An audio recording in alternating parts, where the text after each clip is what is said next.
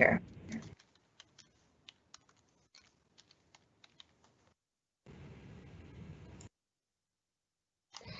Okay. Okay, colleagues, and we're back. It is 1 o'clock, so we are moving into our virtual design review committee appeal hearing. This is item 8.4, appeal of the decision of the design review committee for case 22708, substantive site plan approval for 1325 Lower Water Street in Halifax. And I see we have staff. Jennifer Chapman is with us. Yes, hello. I'll be right with you. I'll come right back to you. Just want to make sure we've got folks. Thank you. So I want to thank folks for joining the virtual design review committee appeal hearing. For the order of events for everybody, we start with a staff presentation. Then we give the appellants an opportunity to present via telephone. After the appellants have presented, the applicant will then provide their presentation also via telephone. So that's the order of proceedings: staff, appellants, and then applicant. So we have Jennifer Chapman, I see, from staff. Thank you for joining us. I believe that you will make the presentation on behalf of staff. Yes, hello. So just before I get started, a quick question. Okay, that's it. I was just wondering about who was controlling my presentation. So good afternoon, Mr. Mayor and members of Regional Council. As mentioned, my name is Jennifer Chapman and I'm a Planner 3 in current planning, and I will be presenting this appeal. So next slide, please. So this is a pretty complicated proposal with many pieces. So I do have a little bit of an agenda for how this presentation is going to go. So we're going to start off describing the process and DRC's decision before then moving into the applicant's proposal, which does include slides on the site context, building designs, then the evaluation against the design manual and the variances, both those variances that have a staff recommendation that's a positive recommendation, and those variances that have a negative recommendation. Then I'll move into a brief discussion on the wind study, as well as the post-bonus height public benefit agreement. And lastly, the last slide will be staff's recommendation. Next slide, please.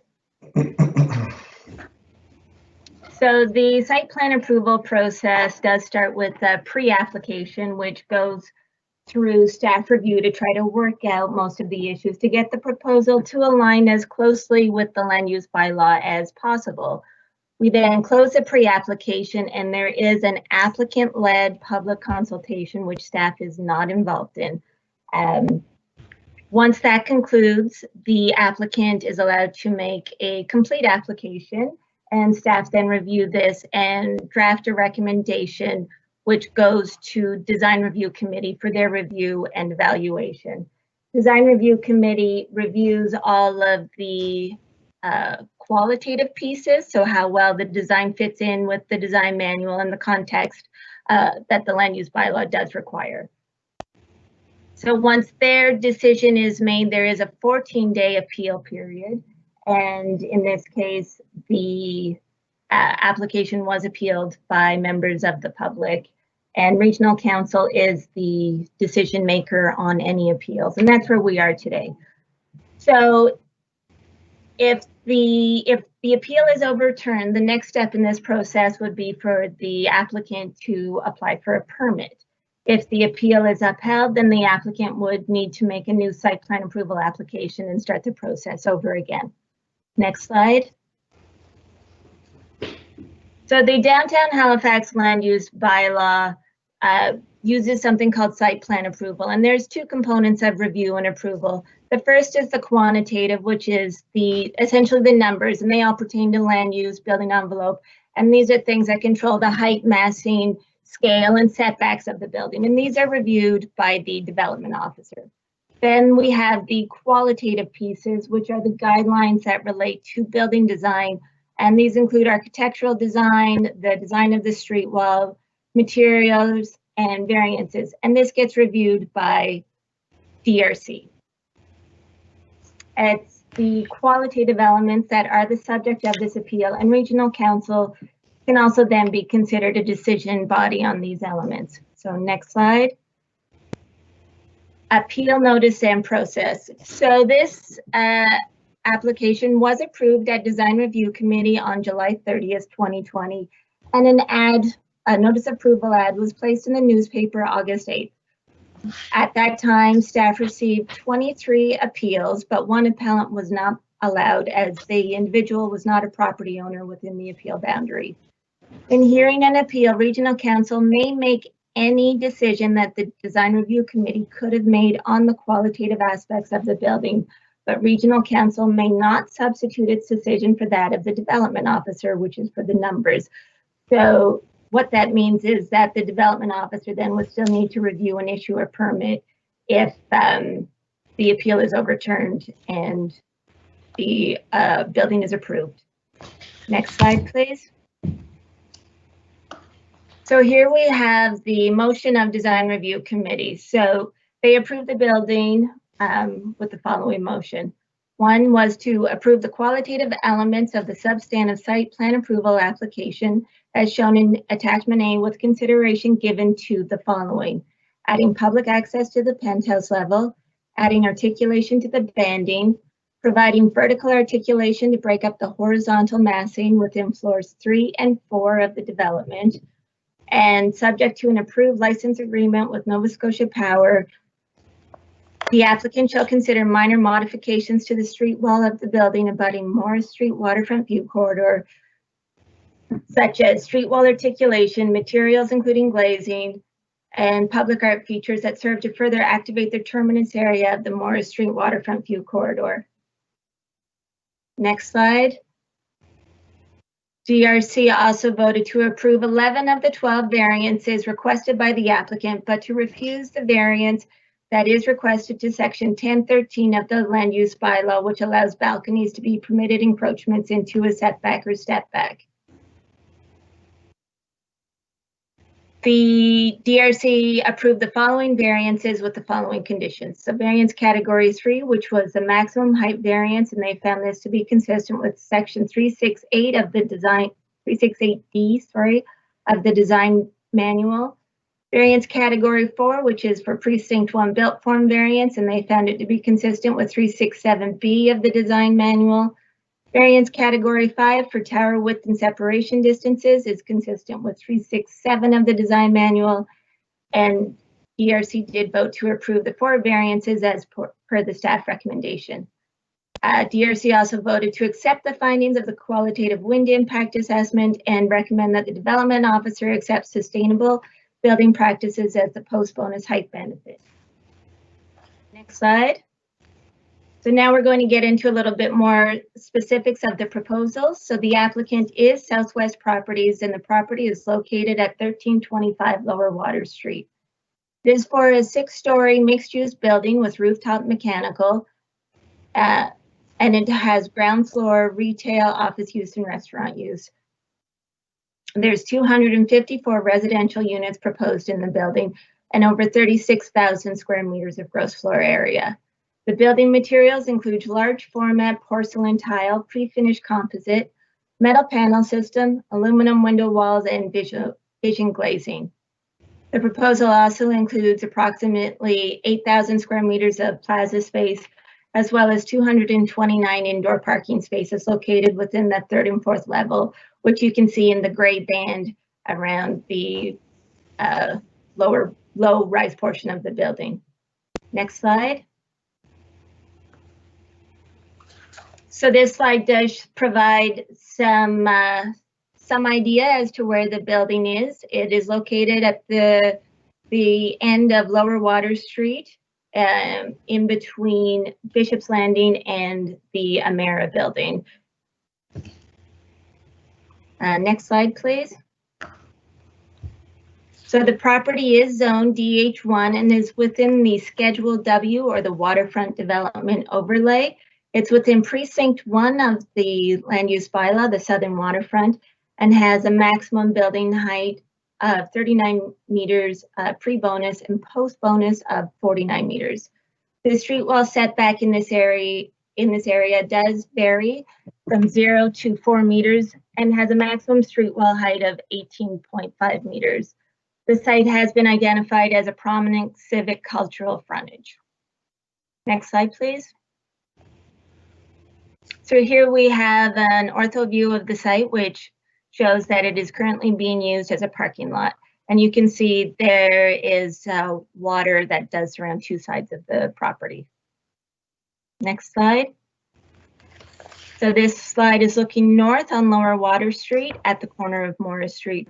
So you can see a residential building located in the foreground, and in the background you can see Bishop's Landing, and then the parking area is the site. Next slide.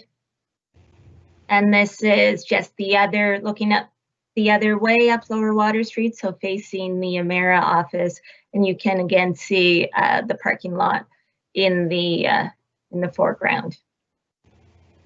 Next slide, please. So here we see a rendering of the proposal. You can see that the building is located, it's taller at Lower Water Street and has a wide tower column that comes down to meet the mid-rise portion of the building. So this perspective is kind of looking at the building from the harbor. Next slide, please. This is the site plan. So the darker gray area shows the tower portion of the building, and this it's a lighter pinkish color, and that's the mid-rise portion, and then the lighter gray is the low-rise portion. You do see the site plan does show the public plaza, which is around the waterfront area, and that's provided along the northern side of the site, although much of the sun exposure is to the south. The site plan also shows access to the parking garage, which is located at the north and the south side of the building, just off of Lower Water Street. Next slide, please. So this elevation is the front of the building facing Lower Water Street. So you'll see on the elevations, there is red hatching shown on all of these drawings, and those are areas that do not meet the land use bylaw requirements and where a variance has been requested. So here we see the Lower Water Street elevation, which provides entry points to the building at the corner, but does not provide any entryways in between. The site slopes down, and a blank wall is proposed to be articulated and activated with some landscaping and planters. The gray banding that you see in this does hold the parking area. So that is the gray banding that was referenced in DRC's motion. Next slide, please. So this is the northern elevation. The Lower Water Street end of the building is located on the right, and the water's edge is located on the left of the slide. So the red hatching here does help to illustrate what the required tower dimension would look like if this application met the land use bylaw. You can see that it does have quite a wide tower that does sort of terrace down as it meets the mid-rise portion of the building. And again, the parking access is located just at the front on the Lower Water, just near the Lower Water Street frontage. So it is on this side of the building though. Next slide, please. This is the eastern elevation of the building, which would be the side that faces the harbor. Next slide. And this is the southern elevation. So this side of the building, again, there is another entry point into the parking garage located in the dark gray section. This is a waterfront view corridor that does run alongside this building. So I did want to note that the intent of the plan is to activate these waterfront view corridors with small scale retail, restaurants, and pedestrian oriented uses to provide an opportunity to enjoy the sun. This building is designed so that much of this side of this building is used for servicing driveways and emergency exits, which does not capitalize on the prominence that the plan did intend for these waterfront view corridors. Next slide. So now I'm going to speak to some of the key pieces of the design manual and describe how the proposal meets these criteria. So the first section I wanted to discuss is the precinct-specific criteria. These criteria are area-specific and describe the design intent for this area. So section 2.1c of the design manual states that tall and slender towers are appropriate, provided that their placement and design are consistent with the objectives identified for this precinct and within the design guidelines. So here you can see the tower is quite wide. The land use bylaw restricts tower dimensions in this area to 21.5 meters by 33.5 meters, where this proposal has dimensions of 53.4 meters at the maximum and 40.7 meters at the narrowest part on the top floor, and a width of 23 meters, which is all told approximately 40% wider than the required maximum dimension. Next slide. This section of the 2.10b of the design manual requires that the street wall be built along Lower Water Street that permits visual and physical access to the harbor along the eastward extension of the east-west streets to the water's edge and at indeterminate locations. So here we can see the building actually is built out completely along the property boundary, so it does not provide any opportunity to access the harbor. Next slide. 2.10e of the design manual requires that public open spaces be provided where the eastward extension of east-west streets intersects with the boardwalk. These open spaces shall be accomplished through the use of waterfront view corridors. So the red arrow indicates where the waterfront view corridor is, and this is not where the plaza space is being proposed. The plaza space is being proposed on the other side of the building. This side of the building is largely being used for servicing. Next slide, please. Section 2.10I of the design manual regulates the building height as it approaches the water, limiting that height to 12.5 meters. So this height may be increased for every additional meter of setback provided from the ordinary high water mark. And this drawing just illustrates the parts of the building that don't meet this requirement. So as you can see, there's some railings and corner pieces and little bits and pieces of the building that enter into this setback. Next slide, please. So these next 4 points in the design manual talk about the design of the street wall and the importance of activating this space. Additionally, this slot has been identified as a prominent civic frontage, which does require then exemplary design. So the key takeaways from these points is the need to activate the street wall and to step the building down with the slope.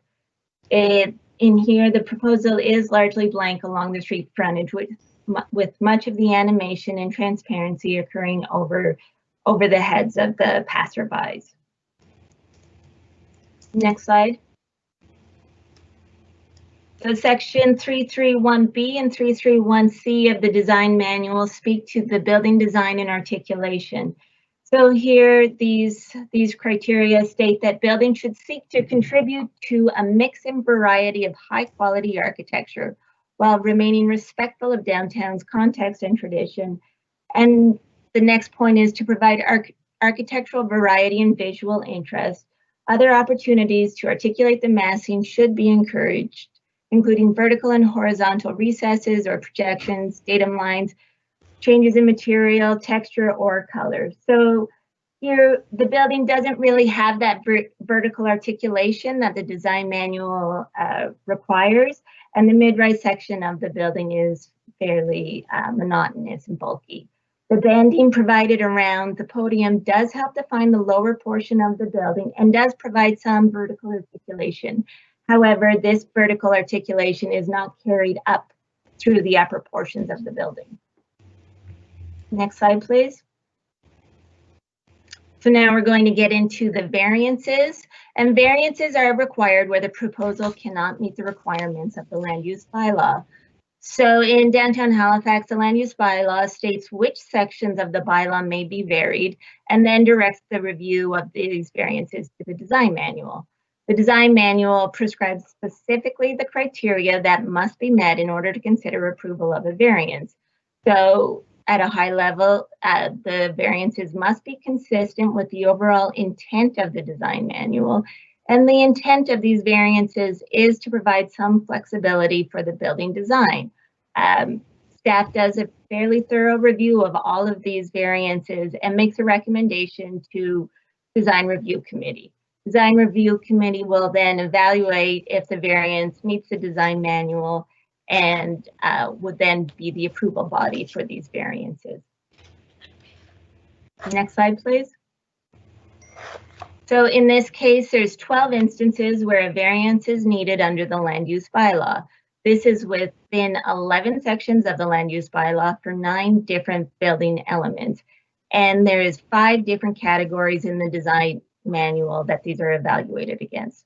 So the first is the side and rear yard setbacks, the upper story side yard setback, the maximum building height, the precinct 1 built form variance, and the tower width and separation distances.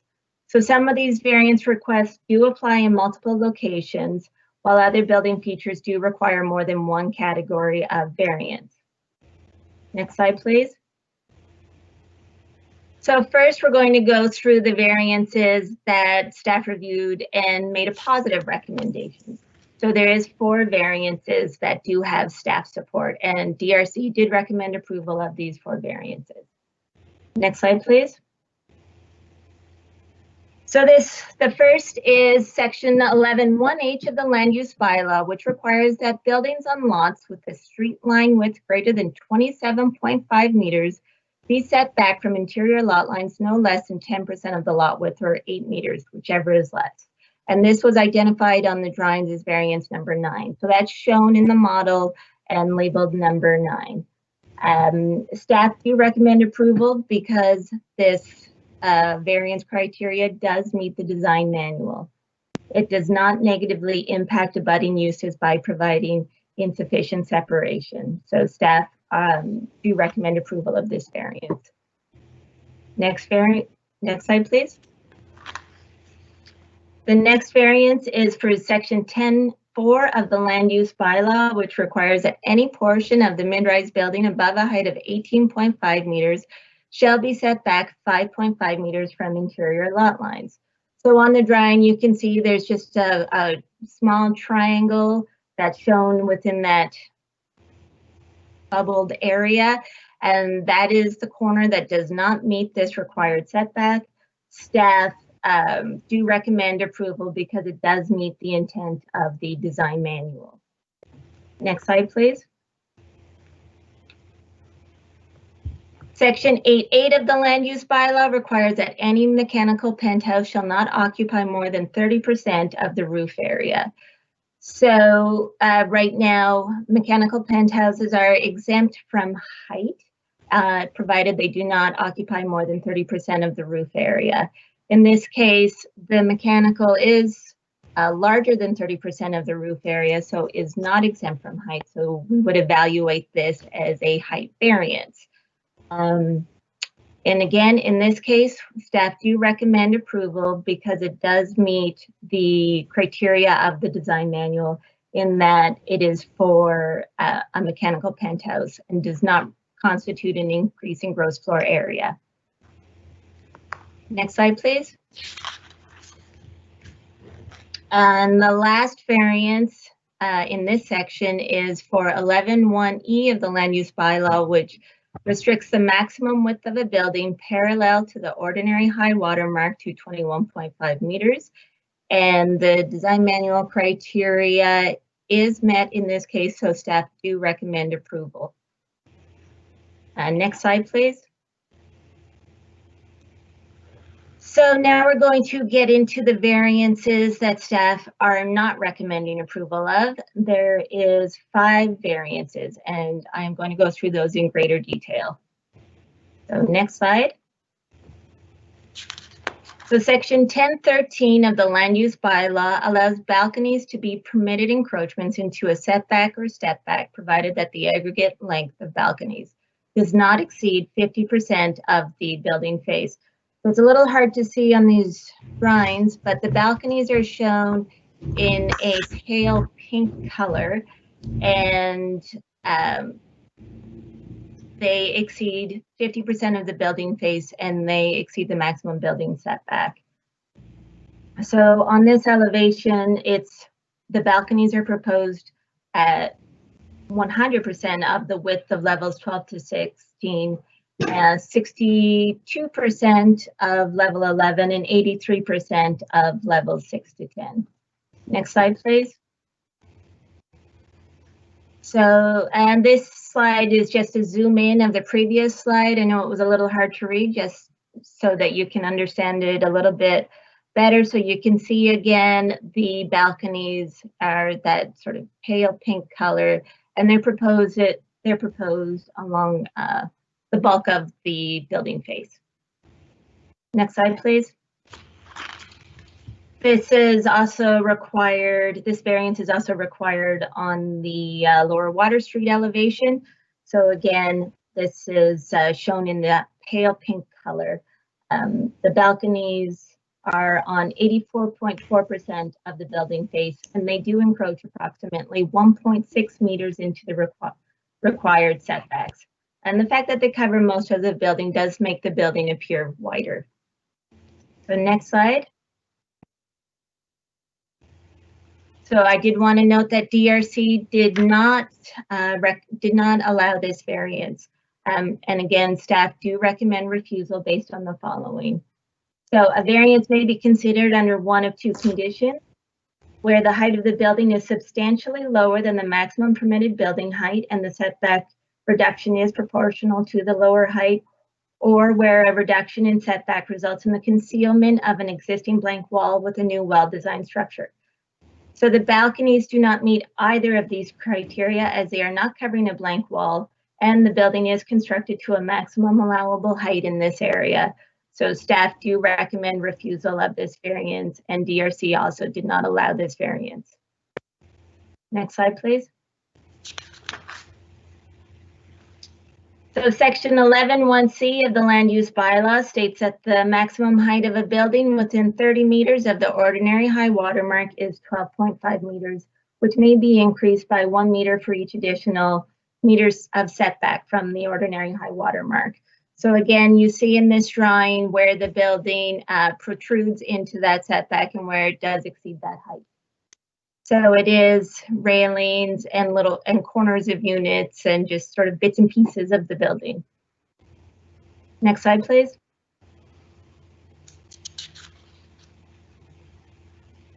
So section again, 11(1)(c) of the bylaw does limit the maximum building height, and staff do recommend refusal based on the following.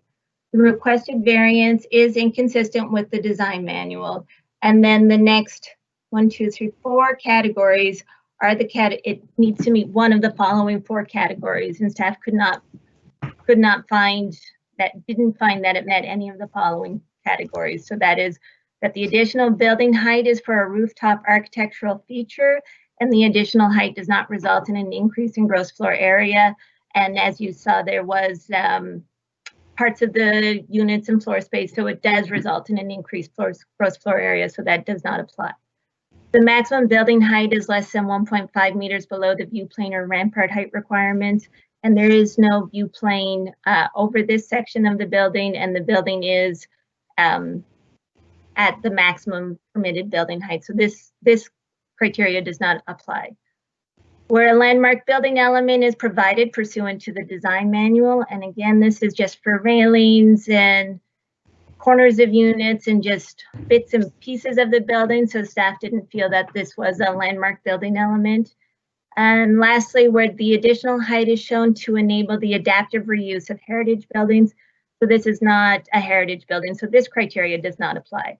However, staff felt, or DRC felt, that these elements were a landmark building element, and so they did approve the variance. Next slide, please. The next variance is for the, or two-part, is for the same building elements, which is the dimensions of the building tower. So I did want to note that as this is a very important section of the downtown plan, there are requirements around the building dimensions in both the built form requirements, the built form requirements, and in the Precinct 1 or Schedule W waterfront precinct requirements. As this is such an important area in downtown Halifax, the precinct requirements do result in a more narrow tower than in other areas of the plan. This is a key component of the downtown plan. So again, here we see the red area is the sections of the building that don't meet the land use bylaw. And if you look at the tower portion, what you have remaining would be the maximum permitted tower dimension. So the maximum dimension is 38 meters in this area. So next slide, please. So, and again, these two variances are related to the tower dimensions, and staff do recommend refusal based on the following.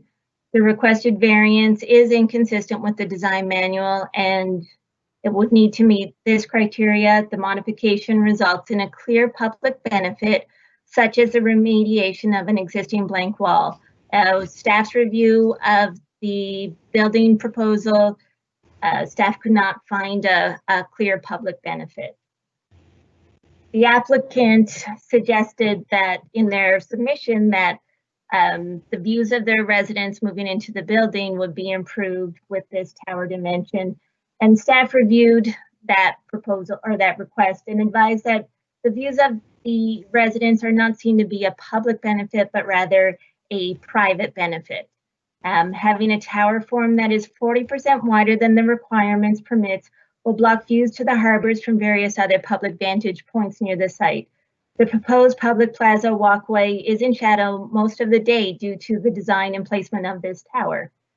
Lastly, the downtown Halifax plan states that the desired shape of the buildings in the downtown area is slender point towers with a maximum building dimension of 38 by 38 meters generally, and in this area even more narrow, with a maximum tower dimension of 21.5 meters by 38 meters, not wide terrace buildings. This intent is carried through in the requirements of the land use bylaw and the design manual. The rationale provided by the applicant is not in keeping with the intent of the downtown Halifax plan, and reducing the width of the tower would also result in the proposal meeting the requirements for tower separation and eliminate the need for the next variance. As such, staff recommend refusal of these variances. So DRC did, however, approve this variance and identified that the tower dimension was a clear public benefit. Next slide. And the final variance requires that any portion of a high-rise building above a height of 33.5 meters shall be separated from another non-residential portion of the building by 23 meters. So the section of the building we're talking about is within that yellow circle on the drawing, and this is the outdoor amenity space or the pool area that is proposed in this design. So staff do recommend refusal because the variance is inconsistent with the design manual and does not meet the following criteria: that the modification results in a clear public benefit, such as a remediation of an existing blank wall. Under staff's review of this proposal, it did not meet this criteria. However, DRC did approve this as a clear public benefit. Next slide, please. DRC also needs to make a recommendation on the wind study. So the wind study requires a built model of the proposal and surrounding areas to assess wind impacts on the public space at the ground level, as well as for any outdoor amenity space. The model is then placed in a wind tunnel to assess the impacts, and the picture here is of that wind tunnel and that model. There's a variety of sensors placed in various points, and the wind is blown, and those wind speeds are then collected and analyzed. So the wind study did find that the development will result in comfortable levels suitable for a person sitting, standing, or walking at the sidewalk level, but did indicate higher than desired wind areas for those outdoor amenity areas located on levels 11 and 12. The company that did the wind study, which is our WDI, did recommend mitigation, which has been incorporated into the design, and they have confirmed that the proposed mitigation will respond to those wind issues. So again, in this case, DRC did recommend approval of the wind study. Next slide, please. So post-bonus height public benefit, DRC's role is to review and recommend to the development officer whether a proposed public benefit should be accepted by the municipality. In this case, the applicant proposed to get LEED Gold certification for the building, and DRC did recommend approval of this.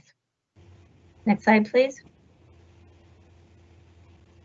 So I'm going to go through DRC's motion one last time, as this motion is what is being appealed.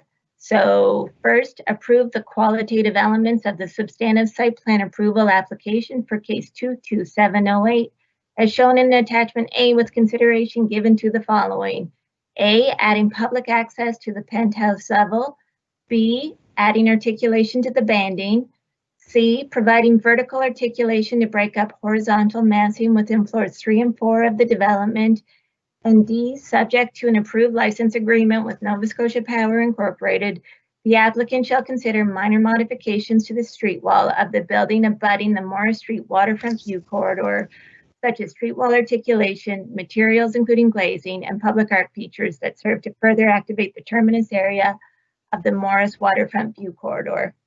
Next slide, please. 2, approve 11 of the 12 variances requested by the applicant, but refuse a variance that is requested to section 1013 of the land use bylaw, which allows balconies to be permitted encroachments into a setback or stepback, provided that the aggregate length of the balconies does not exceed 50% of the building face, and approve the following variances.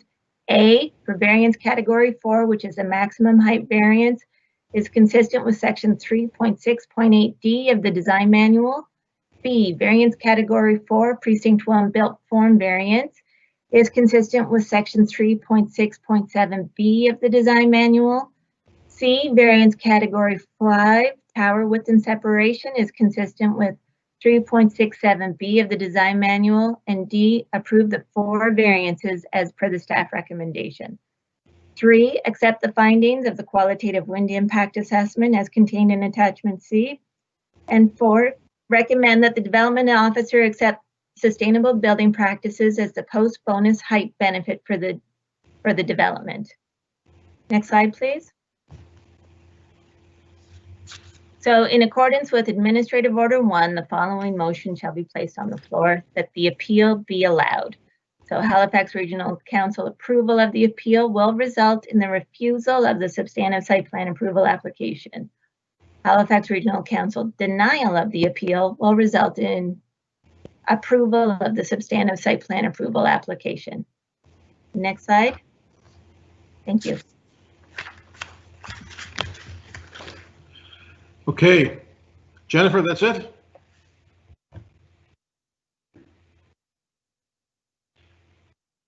Thank you very much, Jennifer. This is indeed a many-faceted presentation, and we thank you for your explanations. I see, I don't see any questions of clarification as of yet. So, all right. So the motion.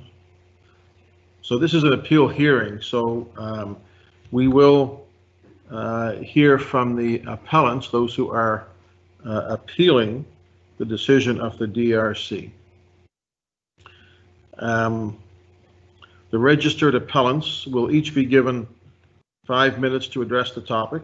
I understand a number of appellants will be presenting to council using a shared PowerPoint, and that some of the appellants have delegated somebody else to speak on their behalf, all of which is allowed. Phoebe, do you want to direct us? Sure, Mr. Mayor. So to the appellants that we have on the line, I would ask you to please make sure that your webcast or TV broadcast is now muted and that you're listening to the meeting using your telephone. The mayor will be announcing 3 appellants at a time to help you prepare and know when it's going to be your time to speak. Once you hear your name is announced, please press *6. An announcement will come over the telephone to let you know that you are no longer muted. And then just wait for the mayor to tell you that it is now your turn to speak. We will be running your presentation for you, so please just say next slide to let us know when you wish to advance the slides. And please use your own copy of the presentation to follow along, as if you're watching on the webcast, there will be a 30-second delay. So once you've finished your comments, please wait for any questions of clarification from Regional Council. And then once that is complete, we'll ask you to hang up and watch the rest of the meeting on the broadcast. And as the mayor said, you have 5 minutes to speak. I will be letting you know when you've come to the end of your time. Okay, and just if I could make this note that we are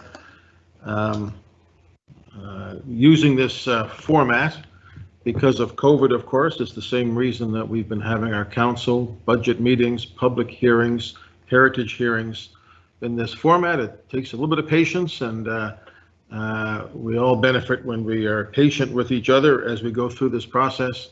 We all have the best of intentions. So the first 3 people to speak will be Jean Cruikshank, Fran Payne, and Norman Wallet, all representing themselves. When I ask you to come on, just give us your name and where you live, and the floor is yours. The presentation I see is up on the screen. So Jean Cruikshank, are you with us?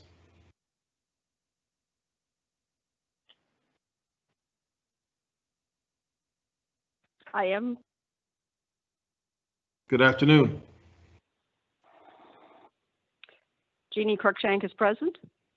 Jeannie, thank you very much. It's Mike Savage, Mayor, and Council is here. Thank you for joining us by phone. The presentation is on the floor, and the floor is yours. Thank you, Mayor Savage, municipal councillors, the city staff, and the fellow appellants. I am Jeannie Cruikshank. I live at 1326 Lower Water Street. You should now be looking at the agenda on this screen, and it's my objective to establish the baseline for the 23 appeals that have come before you, 14 of whom comprise this presentation. The presentation's day has overcome challenging deadlines and combined impressive expertise. So what we might lack in professional presentation skills is more than overcome by our passion for a fair hearing. To take you through the agenda, we will deal with the appeal of case 22708, the executive summary and recommended motion, our motivation. This is not NIMBYism. We've broken it into 5 broad reasons for accepting our appeal. The Halifax staff recommended to reject. Irregularities at the DRC meeting of July 30, 2020 that cast doubt on the integrity of the meeting, which include the applicant involvement in the debate and the DRC actions. Thirdly, we're going to cover the qualitative aspects of the design that failed to meet design requirements. We're going to cover the requested variances that failed to meet design manual acceptance criteria. And we also have as other a collection of additional concerns. And then the summary argument and your duties. The executive summary. As appellants, we intend to demonstrate that the right choice is to accept the appeal. We'll begin by reviewing the expert report prepared by HRM staff that recommended denial and was delivered in the 10 minutes allocated by the city staff. The staff report from 22 June 2020 was comprehensive and correct.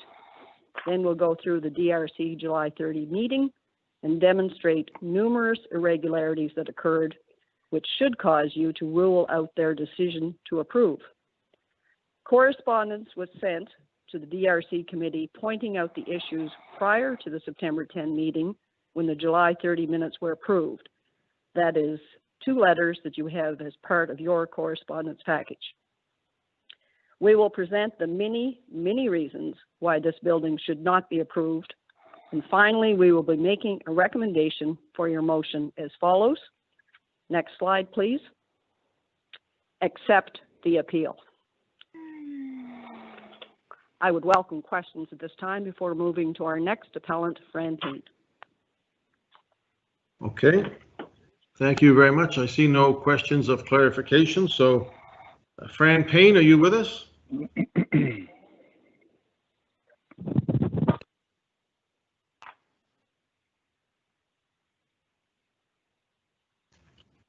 Fran Payne? Yes, Fran Payne here. Mayor Savage and Council, the floor is yours. Thank you, Mayor Savage. My name is Fran Payne. I live at 1326 Lower Water Street. I'm here on behalf of an appeal which I submitted with a list of tax-paying owners from 1326 Lower Water Street, Waterfront Place, who signed a petition. This appeal is not NIMBYism. As an owner across the street at Waterfront Place, I naturally dread the loss of a beautiful view, the loss of sunlight, the increased traffic noise, and the impact of wind, which will make walking more difficult. The loss of sunlight may also impact access to solar energy options. We should be on slide 6 now, please. And next, slide 7. We strongly question the decision made on July 30th to develop a 16+ story residential / apartment building on such an important part of the Halifax waterfront. We want the waterfront to be enjoyed by all Nova Scotians and the many tourists who visit here each year. Halifax is such a beautiful and special city with so much history and culture. Do you honestly think it wise to build a high-rise apartment building at 1325 Lower Water Street, the Kennard lot? Slide 8. Development rules do allow a building to be built there, but we expect that any new building must follow the rules in S-1, the design manual, and the land use bylaws. These documents were produced by HRM by Design, which was a collaboration of thousands of Haligonians and designed to shape our city for generations. Slide 9. This design does not follow those rules. A quote from the Halifax Planning and Design Report states, and I quote, "Staff do not consider this proposal to be reflective of the design intent of the design manual and advise that it does not provide a prominent civic frontage due to the size of the building, the lack of articulation, and the animation on Lower Water Street, the lack of a narrow point tower, and the inability of the proposal to meet the requirements of the design manual and land use bylaws."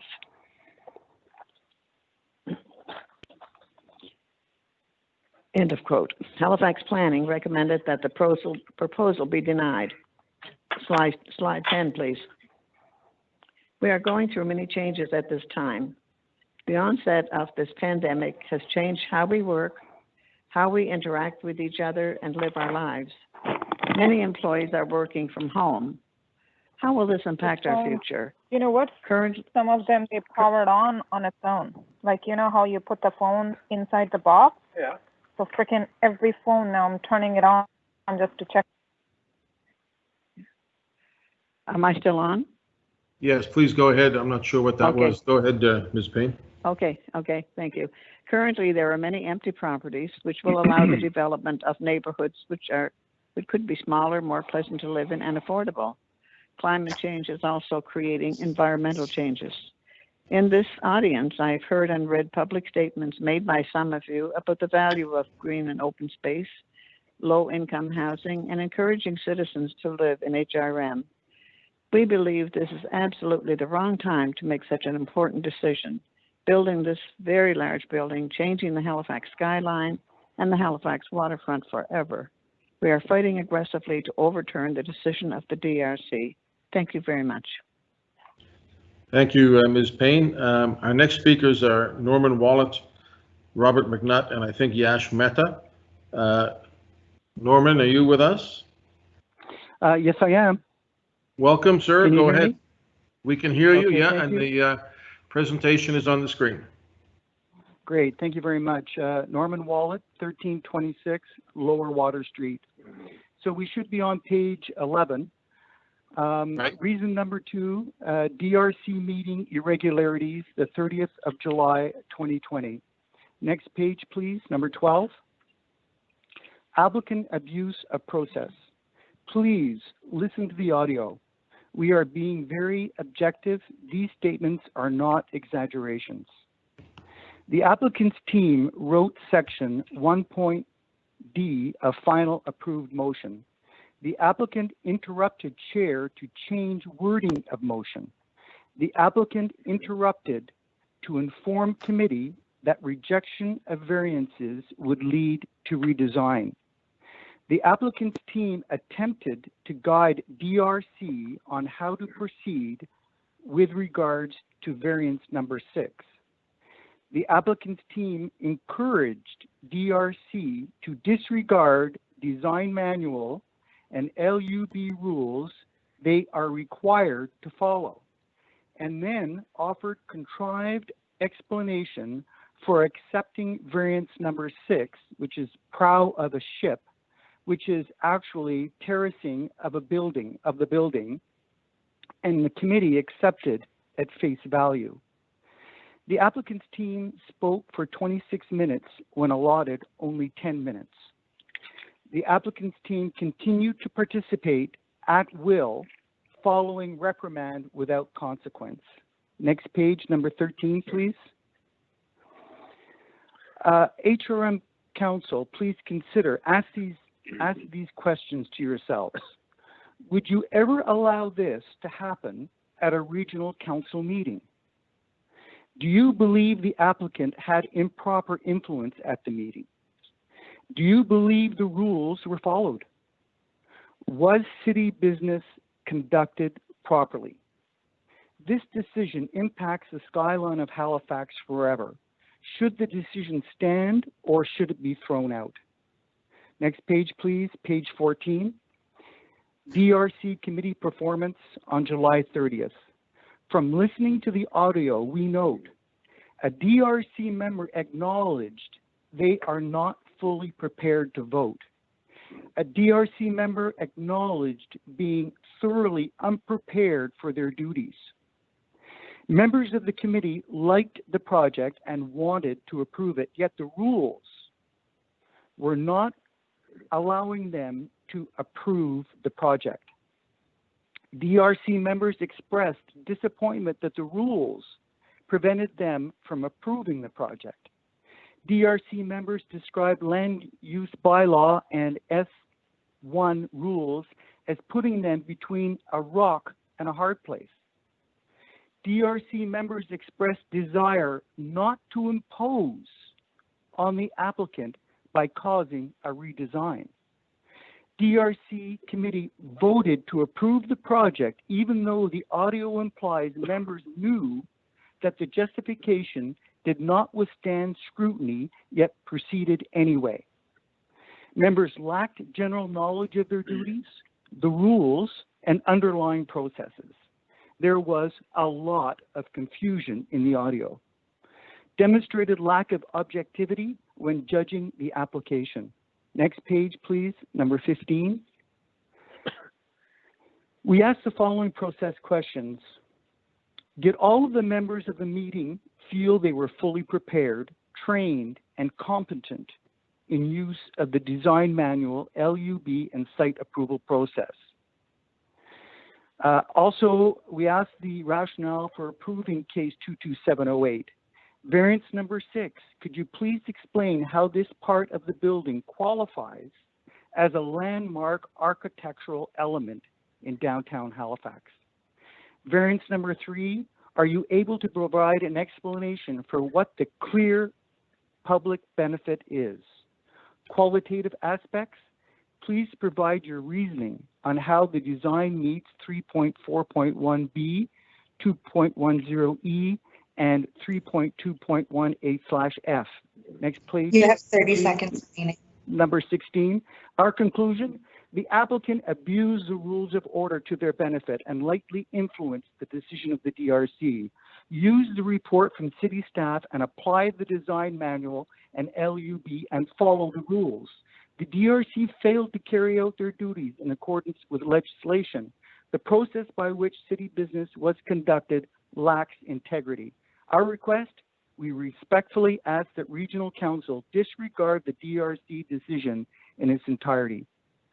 Next page is number 17, Robert McNutt. Mr. McNutt, are you with us? I am, Mr. Mayor. Go ahead, Mr. McNutt. You'll be followed by Yash Mehta and Jessica Kuo. Excellent. Thank you very much. So on this slide, we'll take a look. It's reason number 3. The design fails to meet qualitative aspects of the design manual. Next slide, please. The qualitative aspects.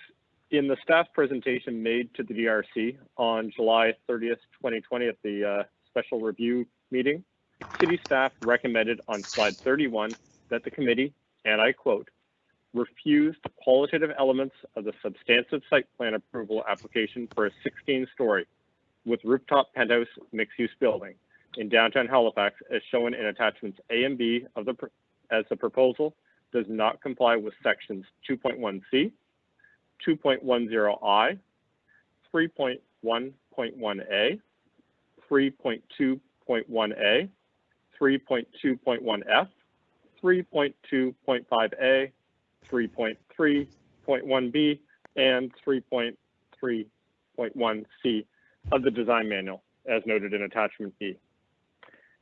Next slide. So over the next few slides, we'll take a look at some of these aspects in a little more detail, similar to the staff presentation that began with this presentation.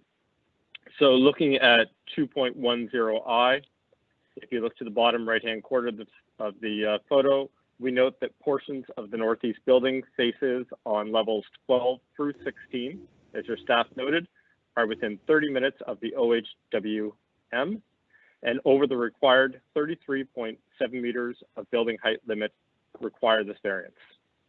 As well, portions of the railing that is over the required 31.37 meters of building height and within 30 meters of OHWM setback require this variance.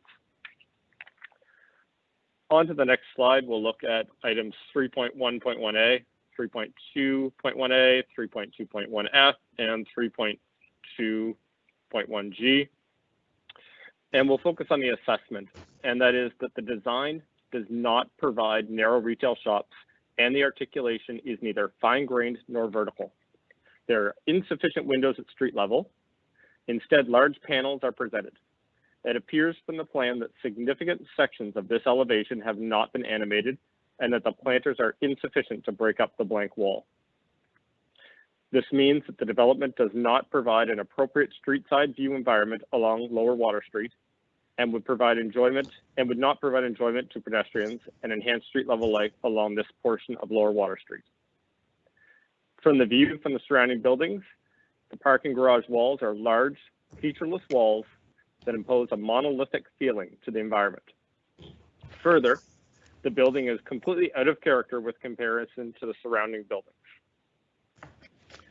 Continuing on the next slide, alternatives could be considered, such as placing garage behind rows of residential units facing Lower Water Street. This would provide vertical and horizontal articulation. The appearance of current street fronts along Lower Water Street should be taken into consideration, an effort made to maintain the look and feel of the existing neighborhood. Note that this has already been successfully done by other new developments in the neighborhood.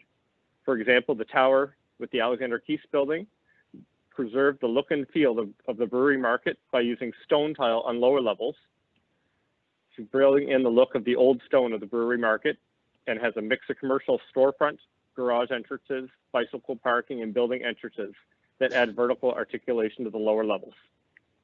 The lack of small commercial outlets on the ground floor prevent a more active pedestrian environment, and it is also a loss of business opportunity for the local neighborhood. So I ask, why not emulate previous neighborhood successes? My request is, how do you intend to ensure that these deficiencies are corrected? We'll next move on to the next slide with item 3.2.5a.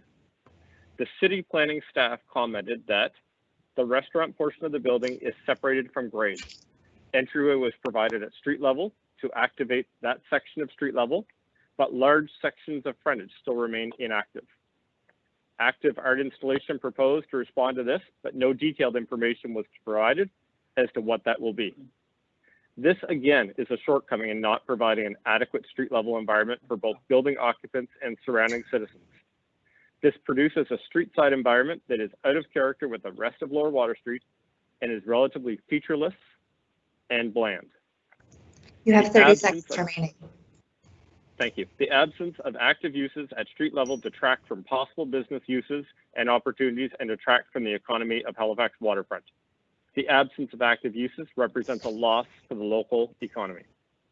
And on the next slide, items 3.3.1b and 3.3.1c, city staff noted that the building does not respond to the existing context and fine grained character of the downtown, and there is insufficient articulation in the upper portions of the building. This states clearly that the proposed building is out of character for the region of the downtown in which it would be located, and there are fewer retail outlets, so the proposed plan might otherwise be possible with a building of that size. Again, I agree, this represents a lost opportunity. Perfect, thank you. Thank you, Mr. McNutt. I believe we have Chris Obermeyer next. Are you with us, Chris?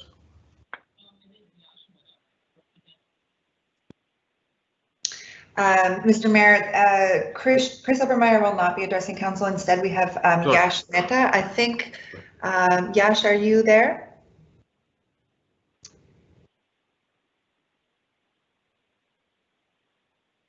Yash Mehta? I believe Yash needs to just press. Oh. Hello? Hello, can you hear me now? Hi, is that Yash? Yeah, perfect. Sorry, I'm representing Chris Obermeyer and just continuing on the qualitative aspect. Go ahead, sir. So, yep, thank you so much. So starting with section 3.4.1b for the design manual, talking about prominent civic frontage. The waterfront side is considered prominent civic frontage, and there is an especially high design standard that should be met that includes factors such as exceptional visibility, signature or landmark architectural treatment, reinforced or precinct identity, greater civic responsibility, highest possible design, distinctive articulation, and distinctive architectural features. So in our view, the current design is pretty generic and it is not distinctive enough. The design manual requires an exceptional design at a location as prominent as this. So for example, the Halifax Central Library, which creates a statement. However, this proposed project is pretty generic for that. And to summarize the qualitative aspect, in these economically challenging times with the pandemic going on, the primary focus of any new development should be on how it contributes and helps the local economy. While we acknowledge that this development would have the potential to bring consumers to the Halifax downtown, it misses out on a huge opportunity to maximize the commercial business opportunities that might afford Lower Water Street and Halifax waterfront a really good business opportunity. The proposed development presents an undesirable monolithic appearance to the pedestrians and to the occupants of the surrounding buildings. This is out of character for the Halifax waterfront area and for the downtown, and also fails to respect the character of the neighborhood around. The shortfalls highlighted by the city staff in their report to the design review committee should be addressed, and these shortfalls should be taken care of before moving forward. It should be noted again, in accordance with the item 3.4.1b, that the waterfront side is considered prominent civic frontage, which has the highest design standards and greater civic responsibility that requires design flourishes, which this proposed development fails to respect in all areas.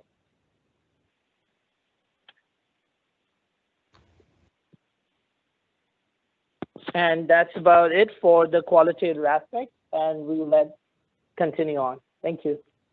Thank you, Mr. Mehta. Is Jessica Kuo and Brian Dort, Sharon Beals? Jessica, are you with us? Yes, Mayor Savage. Good afternoon, members of the council. My name is Jessica Kuo, and I live at 1326 Lower Water Street. And I will elaborate on reason number 4, which is slide 26. Okay, So now let's move on to slide 27, which is the variance number 3, tower separation. Section 10.9 requires that any portion of a high-rise building above a height of 33.5 meters shall be separated from another non-residential portion of the building by a minimum of 23 meters. Let me draw your attention to the schematic diagram. As you can see, these two red areas indicate a distance less than 23 meters. The variance was approved by the DRC on July 30, 2020, based on 367A, that the design is consistent with the objectives and guidelines of the design manual. And 367B, the modification results in a clear public benefit. We know that both the applicant and the city staff report say this variance is required to provide wind protection for the benefit of the residents for the 12th floor amenity space, where pole deck is shown as the lower red. Providing wind protection for residents is a private benefit, not a public one. The only benefit in this case is a private benefit for the users of the private pool. If you agree that wind protection in this case is not a public benefit, then you, HRM councillor, must reject this variance. Next slide, slide 28. Now we move on to variances number 4 and number 8, tower width and depth. These two variances refer to the high-rise tower being both too wide and too deep. The original idea under the design manual is to have tall, slender towers on the waterfront so that they won't be blocking the sunlight or views to the water. Variance number 4, section 1010, explains that buildings shall be a maximum width and depth of 38 meters. Variance number 8, section 11.1f, indicates that the maximum width of any portion of a building above a height of 33.5 meters shall be a maximum depth of 38.5 meters. However, the actual width of the tower is 53.4 meters, which is 40% wider than allowed per the design manual. As shown in the schematic diagram, this gigantic building will be almost a block wide. Next slide, slide 29.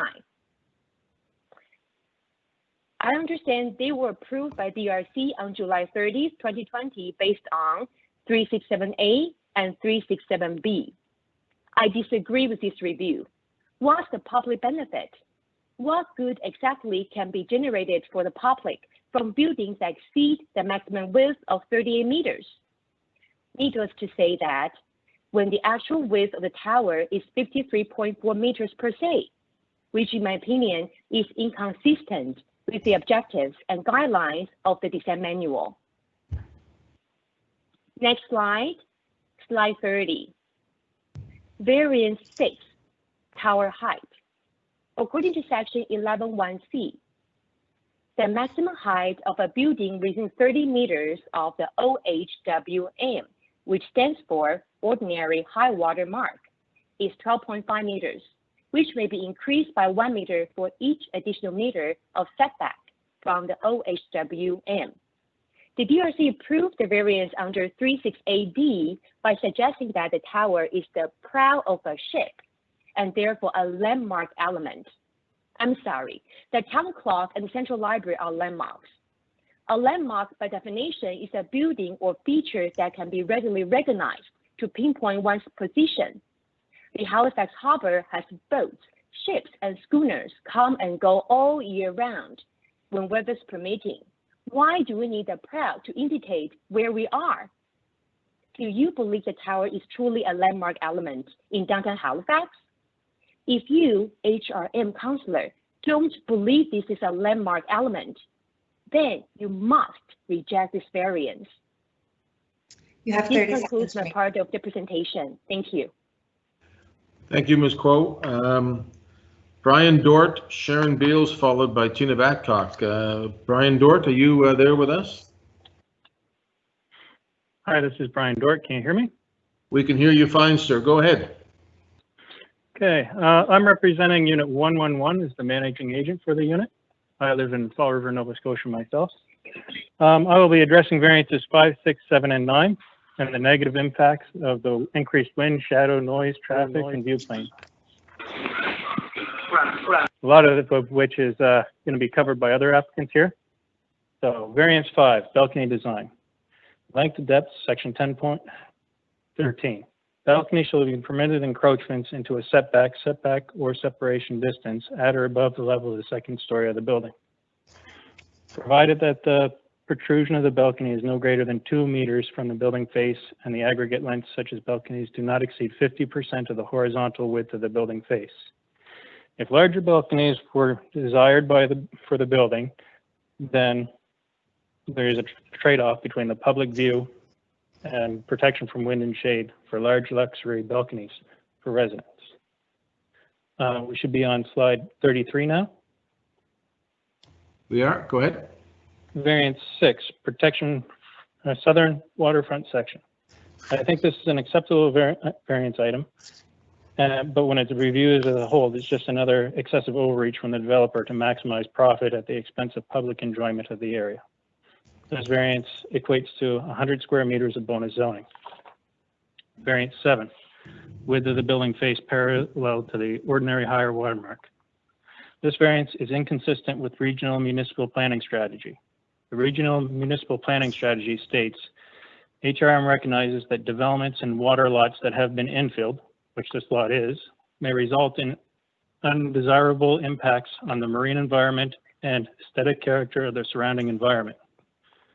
Section E20 says HRM may, through secondary planning strategies and land use bylaws, consider measures to regulate development of water lots that have been infilled, including establishing setbacks of buildings and structures from the water. Section E17, further to policy E16, where development may be considered by a development agreement, HRM shall consider the acquisition of a riparian buffer as an open public space.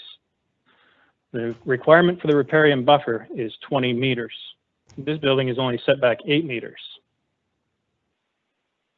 These restrictions may be relaxed by HRM, but in my opinion, if you're relaxing bylaw requirements, you would need a variance, which this building does not have for that section. Mr. Dort, Mr. Dort, can I just want to make sure that the presentation is lining up. Phoebe, are we in the right place with the speakers, do you think? Yeah, maybe we'll just ask Brian Dort to just reconfirm. We are on slide 35 right now, is that correct? Should be on 33. 33? So 33 is titled Variances and Bonus Zoning. Yes. Okay. Thank you. Go ahead. So for variance 7, the bonus zoning is approximately 8,350 square meters. Variance 9, section 11(1)H, buildings on lots with street lines greater than 27.5 meters shall be set back from the interior lot lines no less than 10% of the width or 8 meters. Ignoring the required setbacks in order to provide luxury accommodations for the city's elite is not in keeping with the city center plan or the regional municipal planning strategy. I do not think the public would want to reduce their view corridors to provide profit for developers and luxury accommodations for the wealthy. This variance equates to 748 square meters of bonus zoning. Next slide, please. We should be on 34.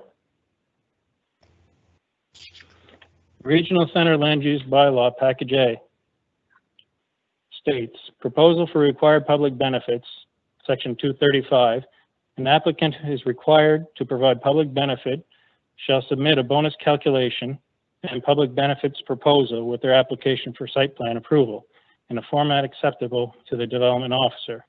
Public benefit categories 236 subject to sections 237(1) and 238. An applicant who is required to provide a public benefit shall provide one or a combination of the following: money in lieu for affordable housing, conservation of a registered heritage building on the site being developed, or money in lieu for the conservation of a registered heritage building that is not located on the site of the development, money in lieu for the improvement of municipal parks, money in lieu for affordable community or cultural indoor space, public art, or in the development, or money in lieu for public art. Public benefit requires affordable housing, money in lieu, 237, section 1, subject to section 238(1). A minimum proportion of the total value of the required public benefit shall be allocated to affordable housing. Money in lieu is 60%. Money in lieu accepted for affordable housing shall be used within the land shown on Schedule 1A for rehabilitation of affordable housing units. You have 30 seconds. No bonus calculation has been submitted by the applicant. I calculate the approximate bonus as follows. Variance 1, 480, variance 2, 605, variance 3, 760, variance 4 and 8, 662. Going on. The value of the amount stated by the developer is $138,000. You take into consideration variances 4 and 8, the total number I come up with is 183. When taking into consideration all of the variances, it's $750,000. The developer has provided the letter as shown on slide 38. So I'm getting off on my slides. Your time is complete. I'll just ask you to wrap up, please. Okay, if the required variance for this 20-meter setback from the variance watercourse was filed for, the total public benefit requirement may be in the millions of dollars. That's the end of my presentation. Thank you. Thank you, Mr. Dort. We have Sharon Beals, Tina Batcock, Peter Dietz. Sharon Beals, are you out there? Yes, I am. Thank you. Welcome. Could I have slide 38, please? I have several areas of concern, but in particular, I am concerned about the lack of attention toward the HRM community engagement strategy. This was approved by Regional County Council in 2015 and states, community engagement can be defined as the process of working collaboratively with and through groups of people to enact positive action. It includes information sharing, consultation, and active involvement in decision-making. Residents expect to be involved in the decisions that affect them, and citizen involvement in deliberations about what is important to them, how their community grows and develops, is crucial to more informed government decisions and better service delivery. Effective public engagement taps into the collective knowledge and wisdom of residents and contributes to building more connected, harmonious, and resilient communities. When people are involved in initiating and promoting change, the resulting solutions tend to be more successful and lasting. Community engagement is fundamental to local representative democracy. Exclusion, however, is the shadow of public engagement. An engagement that is too numerous, poorly designed, and poorly executed can discourage or even silence significant portions of the community. Each situation requires a tailored approach to engagement. The onus on HRM is to honor local values and traditions, to use a strategic approach to community engagement, to facilitate effective engagement, and to clearly communicate to the public the purpose and scope of engagement. It is important to recognize that in a vast majority of cases, the final decision rests with the elected municipal representative, the HRM Regional Council. Slide 39, please. Of the 3 meetings I attended, only the first, around 2009, held in the Maritime Museum of the Atlantic, gave an opportunity for questions and input. There was a questionnaire to be emailed back. This was for a 7-story building. The second meeting I attended in 2014 at Nova Scotia Power informed attendees that only the plans for outside would be discussed, not the building itself. The building was then 16 floors. I understand there was a meeting at the art gallery, but I was not there. The last meeting, July 2019, at the Discovery Center, gave no opportunity for discussion, although people who had called were told they could present. At the meeting, there was no opportunity. They were told they could write Develop Nova Scotia. I know a few who did and received no answer. Individual questions were reluctantly answered. Example, there was difficulty seeing where cars would enter and exit. We were told it was on the south side, but there was no driveway apparent. On September 17, 2020, I emailed Develop Nova Scotia requesting copies of all notifications of public consultations concerning the Canard lot, but I have had no answer. According to the Department of Lands and Forestry homepage, Crown land is owned by the Department of Natural Resources on behalf of the citizens of Nova Scotia. It is a collective asset which belongs to all of us. However, only property owners who live within 30 meters of the Canard lot could appeal plans for its use. I thank you for this opportunity to be heard. Thank you, Ms. Beals. Our next speaker is, the next three speakers will be Tina Badcock, Peter Dietz, and Leah Robertson on behalf of Elizabeth Heffelfinger. So, Tina Badcock, are you with us? I am, Mr. Mayor. Thank you. Welcome. The HRM planners had it right, deny the application. City staff has expertise and spent a lot of time on their report and did their due diligence as demonstrated in this excerpt from their report, which is the proposed building is too large. Next slide, please. I was a member of Waterfront Development Board in 2011 when they decided to reclaim possession of Salter Block, as the developer had not demonstrated activity for several years. A 49-meter building is now approved when the developer was given permission to build 6 stories in 2011-2012. I'm wondering how this escaped notice by the board members of Waterfront Development. I have traffic noise concerns. Sometimes we have up to 80 tractor trailers per day going through Monday through Friday on Lower Water Street. And how is this going to affect noise levels between the two buildings, Waterfront Place and the Canard lot?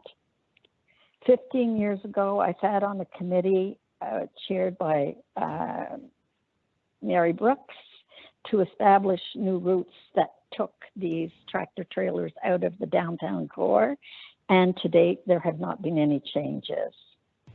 The HRM planners had it right, deny the application.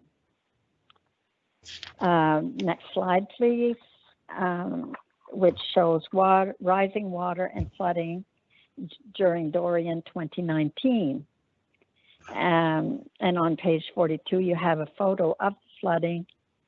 Scientists indicate that waters are going to rise as ice melts in the north. How is that going to affect the Canard lot construction? The next slide, please. Crown land lease. Does the Crown Lands Act and guidelines for leases on Crown land apply to Canard lot? We're awaiting clarification from Minister of Justice Mark Fury. The Crown Lands Act and subsequent guidelines for leasing of Crown lands allows 20-year leases and no residential. I strongly advise that clarification is needed before proceeding with the construction. I trust you, Mayor Savage, and the council will show leadership and accept the recommendations by the Planning Committee of HRM. Our next presenter is Peter Dietz. Peter, are you there? Yes, Peter? Mr. Mayor. Yes, welcome. So just for reference, we have Peter, then Leah Robertson, then Mary Chow. Peter, go ahead, sir. Welcome. Thank you very much. So I'm starting on slide 44, wind impact study. Yeah. So this slide basically is a summary of the situation. Waterfront Place has already had difficulties with water infiltration and other effects due to severe weather. In that part of the city, the waterfront area. And we're concerned that the only study that has been done wind tunnel wise is on a pedestrian study. The land use bylaw states that, and I will go to the next slide actually, 45. So the land use bylaw states that the committee shall review the wind impact assessments for existing conditions on any surrounding buildings and features that may influence the development or that may be influenced by the development. And the existing pedestrian study studies the building itself, the new proposed development, and the surrounding pedestrian areas, but doesn't extend beyond that. So next slide, 46. It has to be taken into account that the influence of winds on the surrounding buildings was not studied, and there can most certainly be effects in relation to that.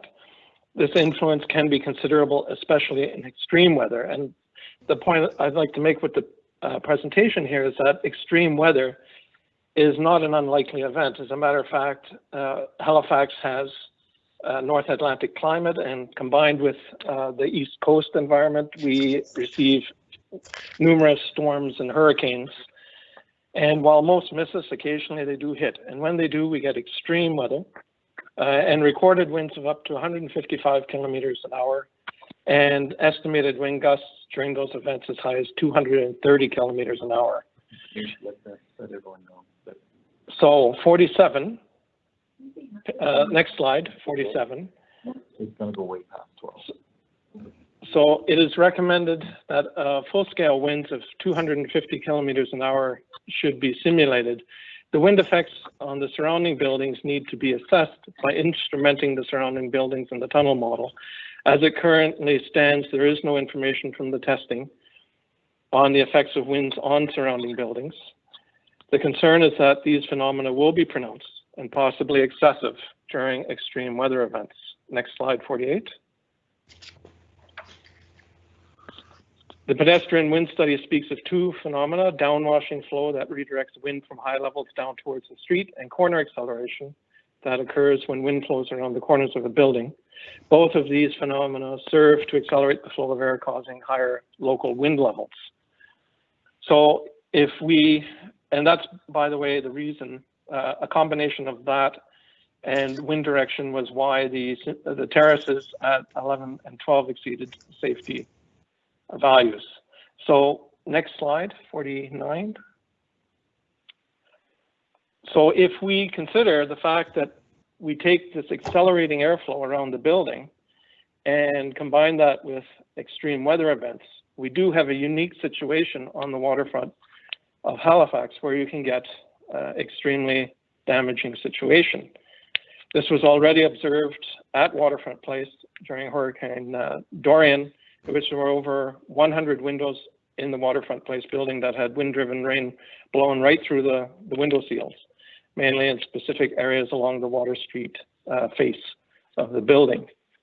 So there's a potential risk here to both the new development and to surrounding buildings.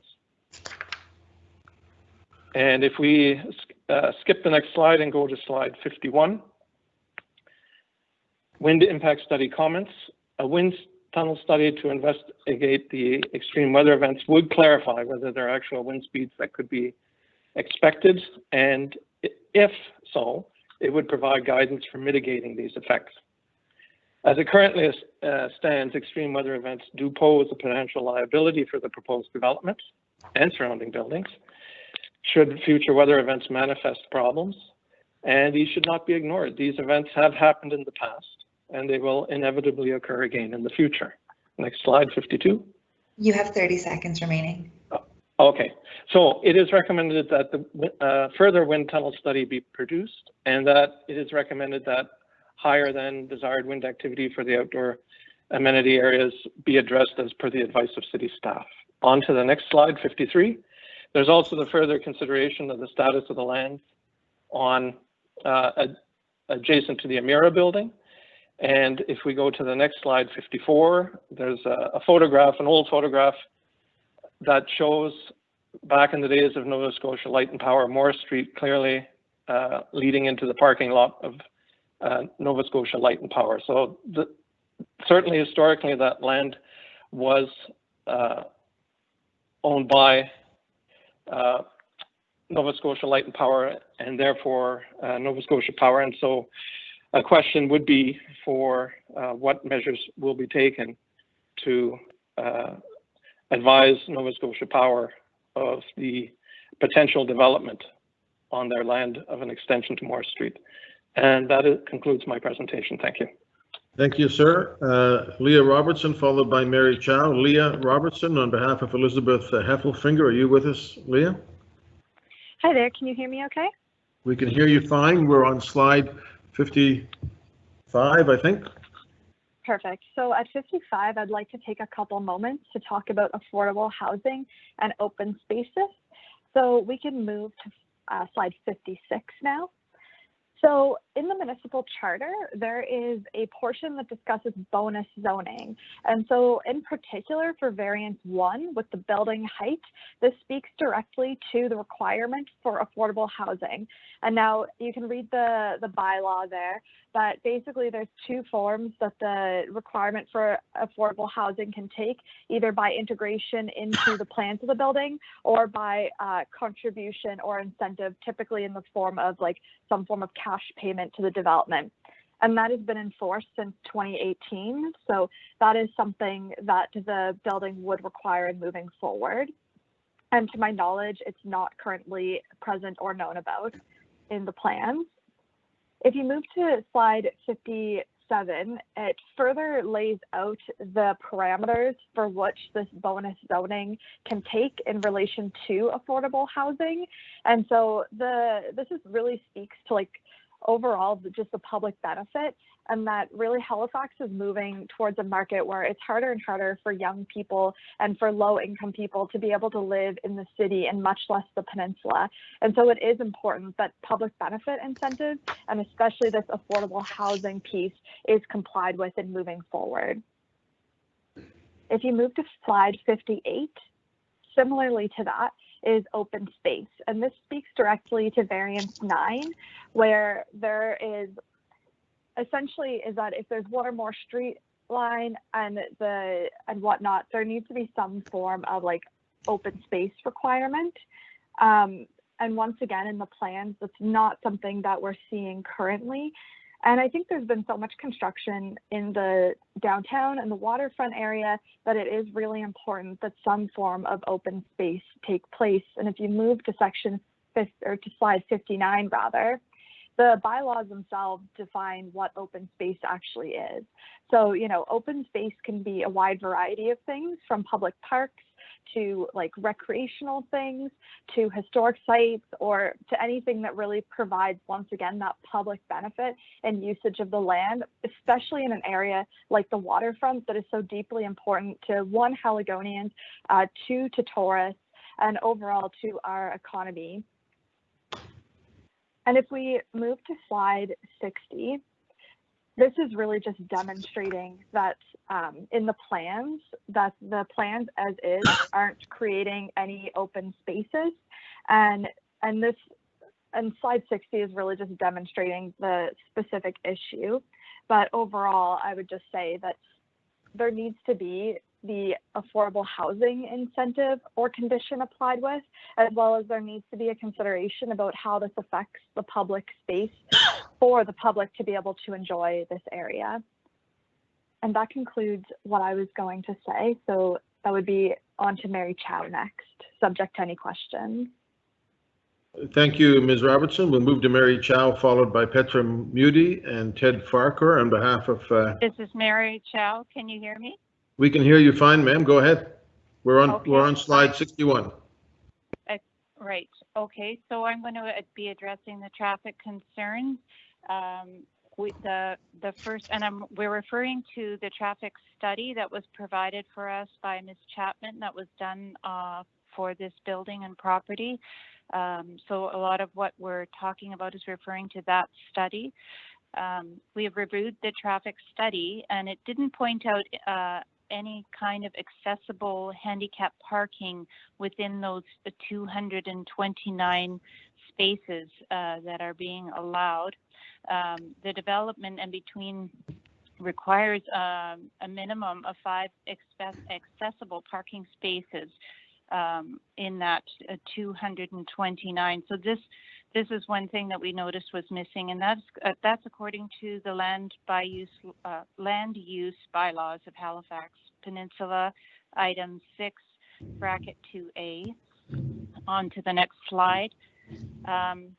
The other thing is the parking considerations. That parking lot has currently 188 parking spaces, and that will be completely eliminated for this building, which will be adding population and not accommodating for those missing parking spots. There has been no discussion of where that parking will be provided for. There doesn't seem to be anywhere that could provide that number of parking spots. Even 50% of that parking spots would be hard pressed to find them in this area. So that's something that hasn't really been addressed. The concern for the local citizens and residents is parking. I mean, this is going to be 30,000 square foot of commercial space within the building, and only 31 spaces are allotted for that amount of commercial space in that building.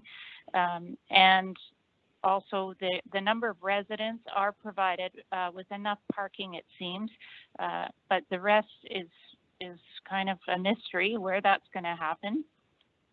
So we're going on to the next slide. The concern is that the project doesn't take into the traffic study, for instance, does not take into consideration other populations further up the corridor of Lower Water Street, and that would be considering the new building of Queen's Marquee, which is not populated yet but will be, and has currently 142 units and a luxury hotel with 110 rooms, as well as commercial space. That wasn't taken into consideration in that traffic study. And even though they're saying that we're expected to add an additional 108 trips in the AM and 140 trips in the weekday PM, that's not in addition to that Queen's Marquee population. So we're saying that there needs to be another study done, a corridor study, which studies the entire traffic pattern along Lower Water Street, and they did consider in the traffic study the feeder from Moore Street, but nothing was considered of the other feeder streets that feed into Lower Water Street. So we feel like that study is very limited and inadequate to address the expanding concerns. And that concludes my presentation. Thank you.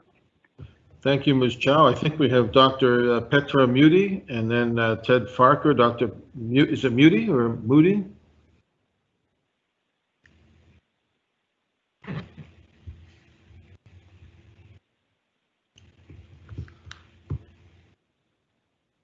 Dr. Petra Moody. I believe Dr. Moody has been muted in our system, so just get you to press *6.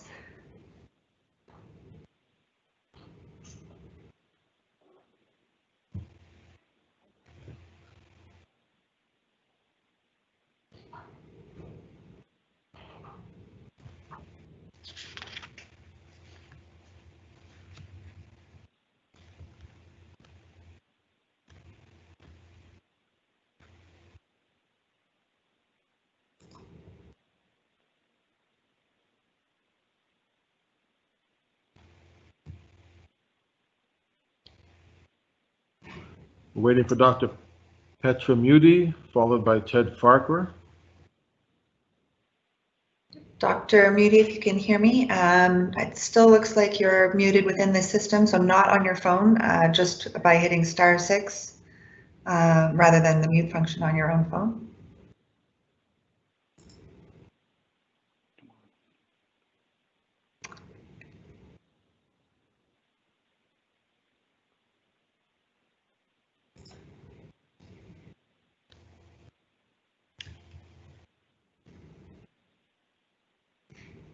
I can see that that Dr. Moody is on the line. Perhaps we move on to the next speaker and come back. Yeah, these are kind of in order. That's the only thing. Perhaps, Mr. Mayor, it's Councillor Mason, perhaps a 5-minute recess while give clerks a chance to call her and text her and see if we can make contact.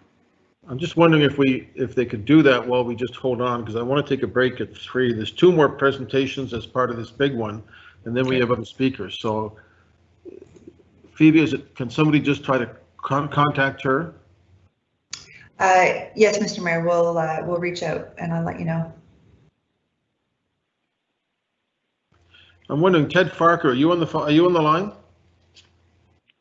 Hello, Mr. Mayor. Yes, Ted is here.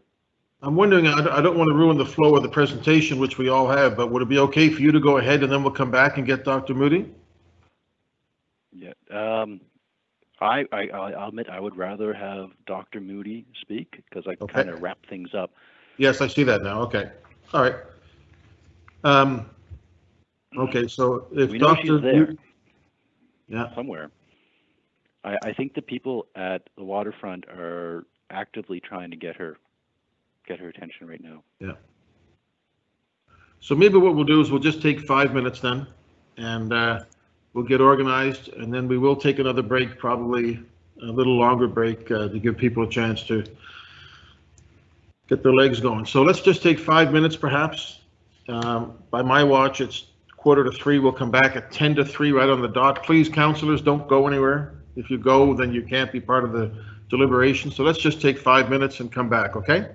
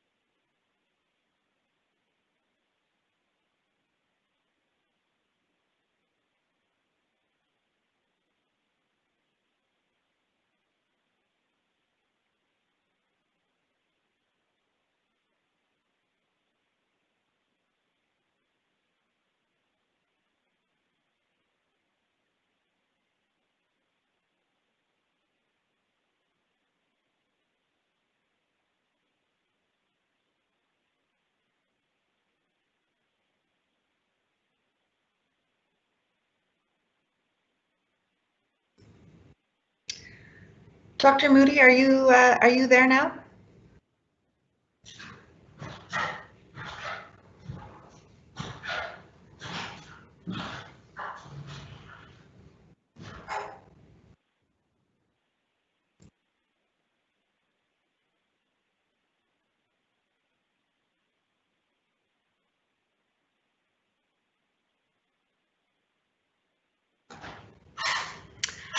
Dr. Moody, if you can hear me, I am showing you in our system. Oh, is that you, Dr. Moody? Hello? Hi, this is Brian. I'm here with Petra Moody. Is it okay if she continues the presentation on my phone? Yeah, we're just on, yeah, that's not a problem. We're just on a bit of recess now, but we'll be coming right back, and we'll begin with Dr. Moody. Mayor Savage will give the prompt. Okay, that's perfect. Should I Thank stay you. unmuted until then? As long as you don't make any sound, you're fine.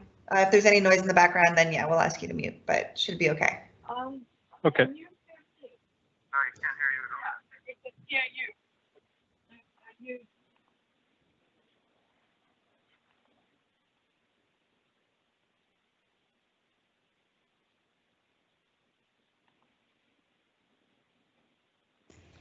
Okay, Phoebe, do we have all the councillors on?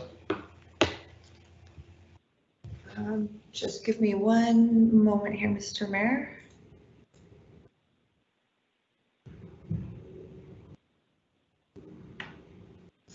I believe we do have all councillors. Except Cleary, perhaps, eh? Except Councillor Clear, that's correct. Okay, let's. It sounds like we have Dr. Moody, so let's go live, and I'll introduce her. Okay, Mr. Mayor, just one sec, and you're live. Okay, folks, we're back. I believe we have Dr. Is it Petra Moody? Is that the correct pronunciation on the phone with us?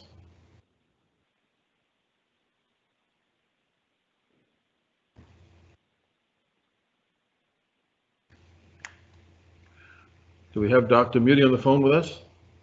Hello? Yeah, hi. Hi. Yeah, this is Mike Savage. Is Dr. Petra Moody there? Yes, I'm here. I wonder if you can hear me. We can hear you loud and clear. Thank you for joining us. We're on slide 64. 64. Yep. Excellent. Thank you very much.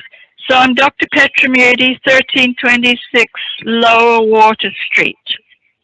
My appeal addresses environmental concerns about the setup height used for this proposed shoreline multi-use building. The documents available to me don't specify the geodetic datum or the height setup used.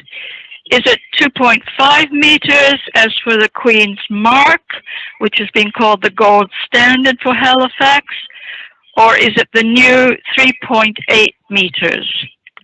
The difference of 4.2 feet of height could be life or death and millions of dollars in damage costs. Next slide, please, 65. The Design Review Committee found no significant risks or environmental implications. We disagree with these findings, as explained with next slides. For example, there's the next slide. A 3.6 meter total storm surge flood, such as Hurricane Juan, is higher than 3.2 meters, which is the maximum setup value I was giving by planning. The Nova Scotia Community College map shown here shows the flooding, the darker blue areas, flooding of most of the Cunard property, and complete drowning of Bishop's Landing Wharf. Slide 67, the Halifax Centre Plan acknowledges the importance of sea level rise, but it uses a 2013 geodetic value, note number 3, which is now out of date and needs to be reset in 2022. The new Coastal Protection Act Bill 106 also requires a larger 3.8 meter setup. 68th slide. As an environmental marine geologist, I must also emphasize that this increase I've described is just the tip of the iceberg, because the Greenland ice sheet is now melting extremely fast and apparently irreversibly. So now we need to consider the worst case flood scenarios, like the one shown here. Next slide. Sorry, skipped a slide there, but here we have the scenario with the Greenland ice sheet melting. And the worst flood scenario is a tsunami, is equivalent to a tsunami of 16 meters of height, or the Greenland melting of 6 meters plus 5.5, which you get from an ordinary extreme storm surge height, which brings you up to a total of about 12 meters.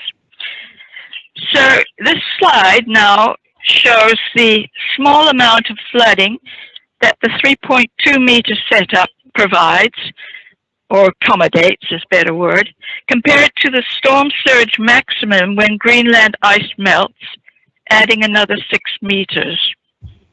And this brings up the combined melt and storm surge height to the lowest residential level of the proposed building at 7.1 meters. So in conclusion, I ask, was the correct value of 3.8 meters used for planning a relatively safe Kimard residence, or was a lesser value used as for the Queen's Mark? Thank you for your attention. Thank you for your time and patience, Doctor. We'll move to Ted Farker. Are you with us? I am here. Can you hear me? Yes, we can, sir. The floor is yours. We're on the in summary slide 71. Go ahead, sir. Thank you very much, everybody. Thank you for your patience. You have listened to us for an hour go over all the reasons why this project should not be approved. We appreciate your patience. My name is Ted Farquhar. I'm speaking on behalf of Gary Thompson. Some of you know me because you work with me on the Halifax Water Commission. Others of you know me because we traded correspondence over a different DRC appeal back in January. I'm the past vice chair of the DRC, and I'm currently the chair of the newly formed Design Advisory Committee. As you can guess, I got a pretty good understanding of the site approval process and the land use bylaws and the design manuals. I've spent a couple hundred hours working with these things, and I have volunteered to help the members of the waterfront with the appeal process. You should know that I don't live in the condominium. I don't even live in the district. I've never been in the condo. I happen to have an acquaintance who lives there, and they told me that they were appealing. I said, you've got a very strong case, and I volunteered to help them out. That was 6 weeks and about 30 hours of my personal time that I put into this. If you're asking why I'm doing this, it's because I'm just an engaged citizen. I care a lot about the city. I care about the rules of HRM by design, and I want to see them respected. In this case, it wasn't respected, and this project cannot go ahead. Let's go to the next slide. That's 72. Sorry to this interrupt was a very... just for one moment. We do appear to have lost Councillor Mancini from the meeting. If you just wouldn't mind pausing for just a minute to allow Councillor Mancini to reconnect. As per the rules for our hearings, councillors do need to be present for all submissions in order to then vote on the matter. Sorry for the interruption. Just get you to hold on, and we will save your time. Thank you. I'll wait. Thank you. Thank you very much.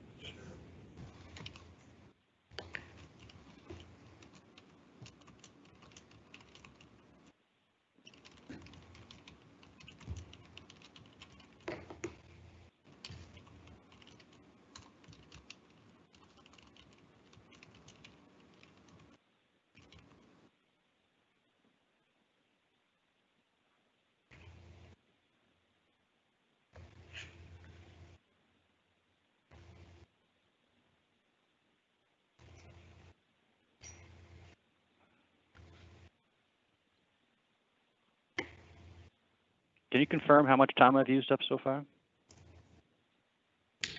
Yep, you've used up not quite a minute and a half. Thank you.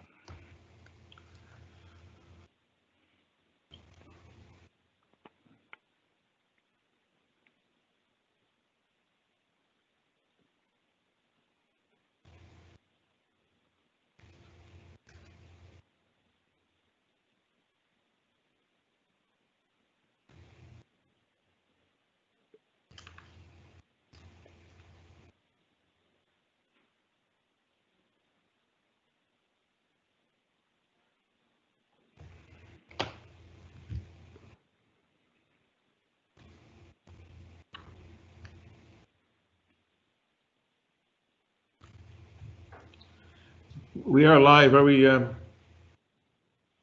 Phoebe? We are indeed live, Mr. Mayor. Let me just ask a IT question. reaching out to Councillor Mancini. Yep. While we're waiting for Councillor Mancini, John Traves, are you on the line with us? I am, Mayor. Just a question. Assuming that this goes past 5, we're still going on this at 5 o'clock. When we come back at 6, do we continue with this or do we go to the public hearings?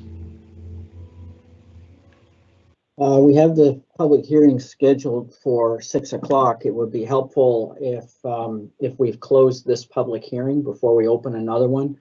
Phoebe, I'm not sure that we've considered that. I'll have to take it away. Yeah, we'll take a break before then and let's give that some thought. Tony's back now, so I think we can continue, Phoebe. Yes, absolutely. Ted, you can continue your presentation now. Thank you, Phoebe. Okay, we're on slide 72. This is a very complicated application. When we came up with this presentation, myself and the waterfront owners, we tried to guide you through it in a methodical manner so that you come to a conclusion. And you can see in my bullet points there, we tried to confirm that this isn't NIMBYism, as that's very clear.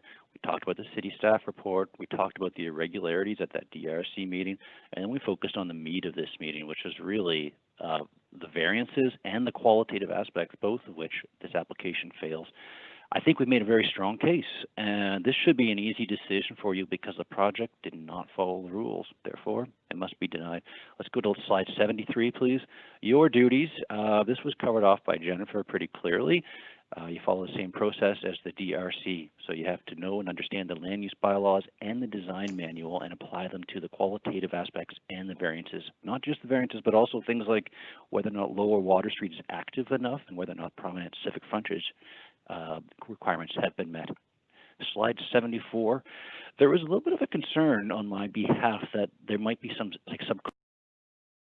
a few other factors might impact your decisions. So I wanted to go over a few of those. The first is about red tape and whether or not there's too much red tape in our city. It might be implied to show some lenience. And I'll just say that you can't do that here.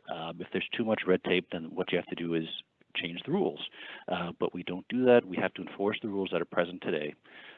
Second, you might be concerned that delaying this will put out the applicant, cost them a lot of time and money, and that's true, but the applicant is an entrepreneur. Entrepreneurs take risks, and risks can have consequences. In my view, I think they rolled the dice with this application by putting forth something that didn't follow the rules, and the consequences are theirs. You might also look at this design and say, well, this is close enough. Why don't we just approve it? I'm sorry, we just can't do that. We have to follow the rules. There are no shortcuts or overarching rule that allows you to just bypass these variances. You might also like the applicant. Maybe you know that they're an award winner and they've done lots of other nice buildings, but whether or not the developer has a good reputation or a bad reputation, it doesn't matter. The ground rules are the same. Finally, you might look at this and say, I'm tired. I'm tired of looking at an empty parking lot. Let's just get something built. And I'm sorry. Doesn't work that way. As you know, there are rules in place from HRM by design that we have to be followed. And if there is a delay in this empty parking lot sticking around for a lot longer, it's because the applicant put forward a project that didn't follow the rules. Next slide, 75. This goes over the rules. Design manual and the land use bylaw and your HRM city staff report are all you need. I encourage you to use that as guidance. Next slide. This is the final slide. Thank you for your patience. I'm going to finish off with a brief story. Back in the fall of 2012, it was the run-up to the municipal election. I lived in District 7 at the time, and I went to the debate at Dalhousie University. Question came forth from the crowd about development in downtown Halifax, and that went to Councillor, who's now Councillor Wade Mason. And I'm going to paraphrase what he said.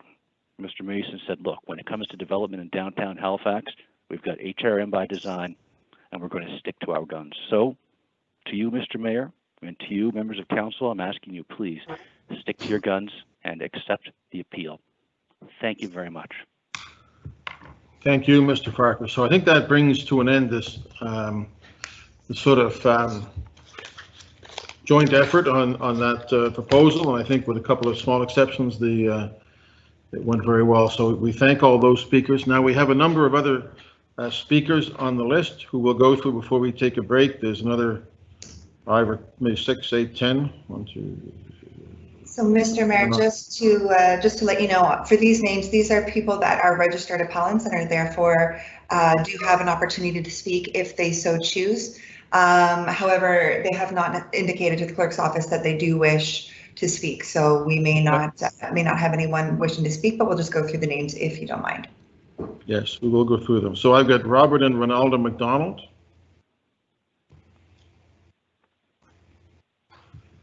Just if you're muted, you press *6. Robert and Ronaldo McDonald. Gloria Rodriguez. Judy Jacinto. Darren Arbor. Deborah Ryan. Shinlin Xia. Colby Gogan, and Sarah McVicker. So are any of those people on the line now and wish to speak as appellants this afternoon? Robert and Ronaldo McDonald, Gloria Rodriguez, Judy Jacinto, Darren Arbor, Deborah Ryan, Jinlin Xia, Colby Gogan, or Sarah McVicker.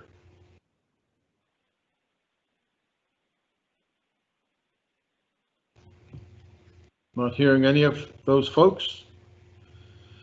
I think what we will do, colleagues, is we will take a break and before we hear from the applicant. If any of those folks who just heard their name read out contact us while we're on break, they'll have an opportunity to speak, but they'll have to let the clerk know. When we come back, we will hear from the applicant. And the applicants are Jim Spatz from Southwest Properties, Stephen Bugby from Ziedler Architects, and Matt Neville of Develop Nova Scotia. But we will take a break, and that makes sense to colleagues to take a break now. Yep. Councillor Karsten?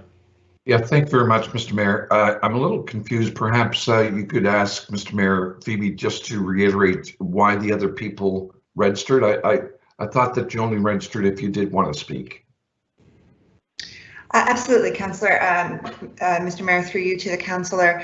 Where this is an appeal of a decision that was made by the Design Review Committee, anyone who is a registered appellant does have an opportunity to speak at this hearing. So we do have 22 official appellants. However, only 14 of them signed up to be a part of that presentation.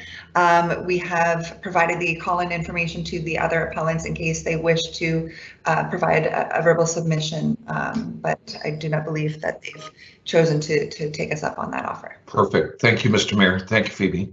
And so since we have to hear from the applicants now, would council rather hear from the applicants and then take a break, or would you rather take the break and come back and hear from the applicants and then engage? Okay, let's take a break. Let's hear from the applicant now. Mr. Mayor, I do believe that we are still having some issues with connecting with Councillor Mancini, so perhaps a break would enable us to have ICT reach out and make sure that we've got that connection made. Nothing but trouble. Okay, thanks. We will come back at 3:25 to hear from the applicants. We appreciate everybody who's spoken so far, and we appreciate the applicants bearing with us until 3:25, and that's when we will be back. And in the meantime, John and Phoebe, we can figure out what happens if this goes past the supper time. Thank you. See you shortly.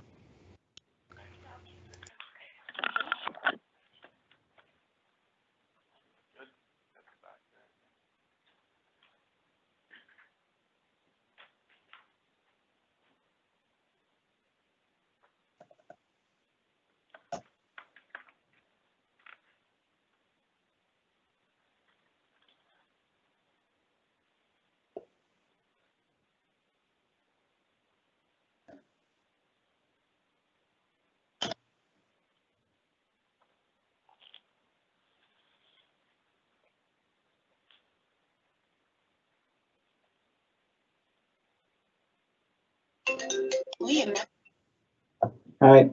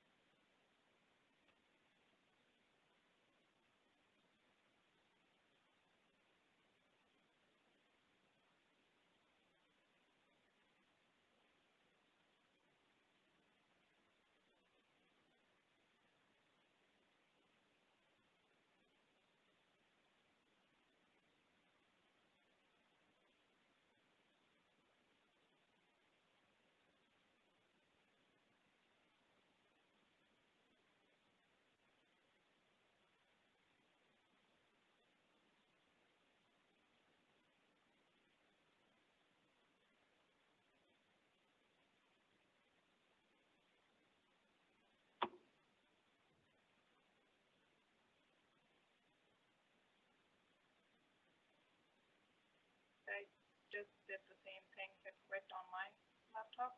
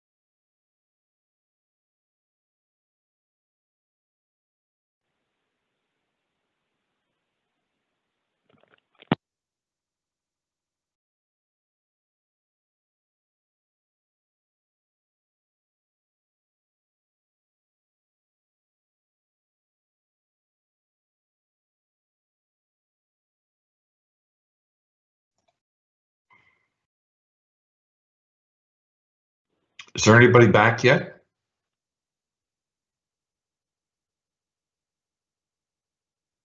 I'm not.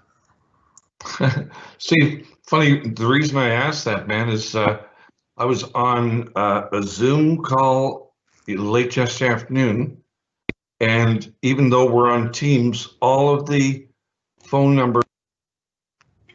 I just would like to ask members if we can continue to remain in mute just while we're still on break.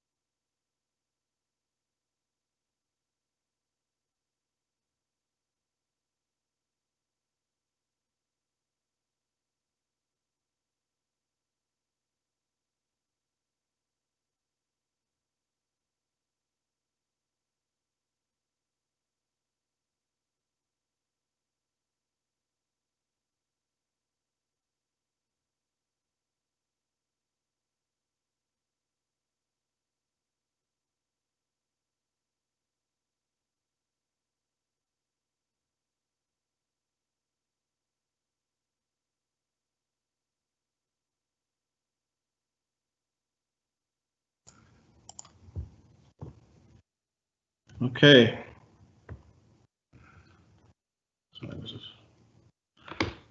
Have we got councillors in back in place, Phoebe? Mr. Mayor, we are still waiting for a couple of councillors. I believe Councillor Austin and Councillor Mancini. I believe Councillor Mancini was just restarting the computer and might actually be in now.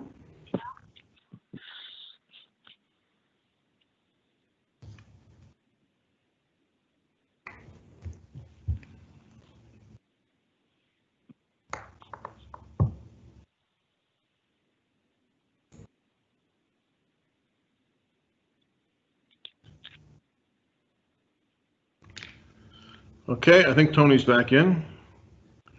Sam, are you here?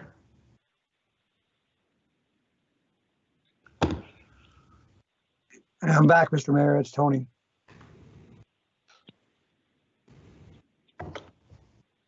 We're just reaching out to Councillor Austin right now, Mr. Mayor. If you can bear with us just a moment, please. Well, actually, it looks like Councillor Austin is with us now. Okay. Okay then, and we have the applicants, I'm assuming? Yes, Mr. Mayor, it's Jim Spatz. Okay. All right, let's go live, Phoebe. Okay, just 1 second. Okay.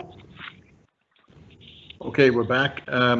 Just to check with the clerk, none of the other folks who we had identified as were on the list but not speaking have reached out to speak to us? That is correct, Mr. Mayor. All right. Okay, so we'll move to the applicants. The applicants are Jim Spatz of Southwest Properties, Stephen Bugby of Ziegler Architects, and Matt Neville of Develop Nova Scotia. Gentlemen, the floor is yours. Mr. Spatz first, I think. Thanks again, Mr. Mayor. Good afternoon, everyone, and thank you for the opportunity to present our Kennard project. Slide 1, please. Southwest has a 70-year history of creating excellent buildings, going back to our beginnings. Our work has been recognized by local, national, and international awards. Our approach always starts with a commitment to excellent design. In particular, we are willing to give up volume for better design outcomes. We believe that beautiful buildings are always more successful. Slide 2, please. Can I confirm every time that we've got the appropriate slide up? Yep. Mr. Mayor? Yes. Both Curve in 2020 and Maple in 2018 won the award for the best new apartment building in Canada from the Canadian Federation of Apartment Associations, including for building design. So 2 of the last 3 years, Halifax was home to the best new apartment buildings in Canada. Municipal development guidelines are important, but don't fit every project or every site. Sometimes variances are needed to create better outcomes, which is specifically permitted in municipal policy. Slide 3, please. You're seeing South Park.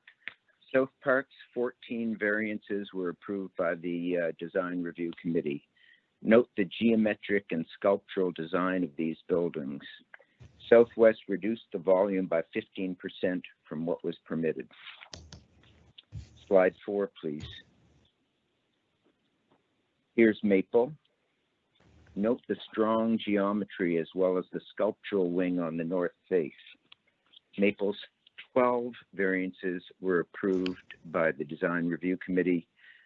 Southwest reduced the volume by 10% from permitted. Slide 5, please. You're seeing granary loss. Sustainability has been a cornerstone of our developments for the last quarter century and beyond. We are the first private residential building developer in Atlantic Canada to achieve LEED Gold certification for our new buildings. Starting with granary loss a decade ago, all our buildings since have been designed to LEED Gold. The carbon footprints of these buildings are as much as 40% lower than conventional buildings. They're very green. Next slide, please. You're seeing Bishop's Landing from the water. We are experienced with bringing award-winning projects not only to Halifax, but specifically to the Halifax waterfront. Bishop's Landing was internationally recognized by the Waterfront Center of Washington, D.C., winning the 2002 Excellence on the Waterfront Award for the best mixed-use project among 70 worldwide entrants. As important to us locally, Bishop's won both the Best New Mixed-Use Project as well as the People's Choice Award among all buildings in the first annual Halifax Urban Design Awards almost 20 years ago. Next slide, please. Here's a short list of several of our awards. Our awards you'll see cross building type and corporate excellence categories reflecting both our team's ability and our corporate culture. Next slide, please. Slide 8. Here's Kennard. With Kennard, which is before you today, we intend to build a sustainable and beautiful building that adds significantly to the texture and life of the city, which is always our goal. Like Maple and Curve, it requires variances as designed.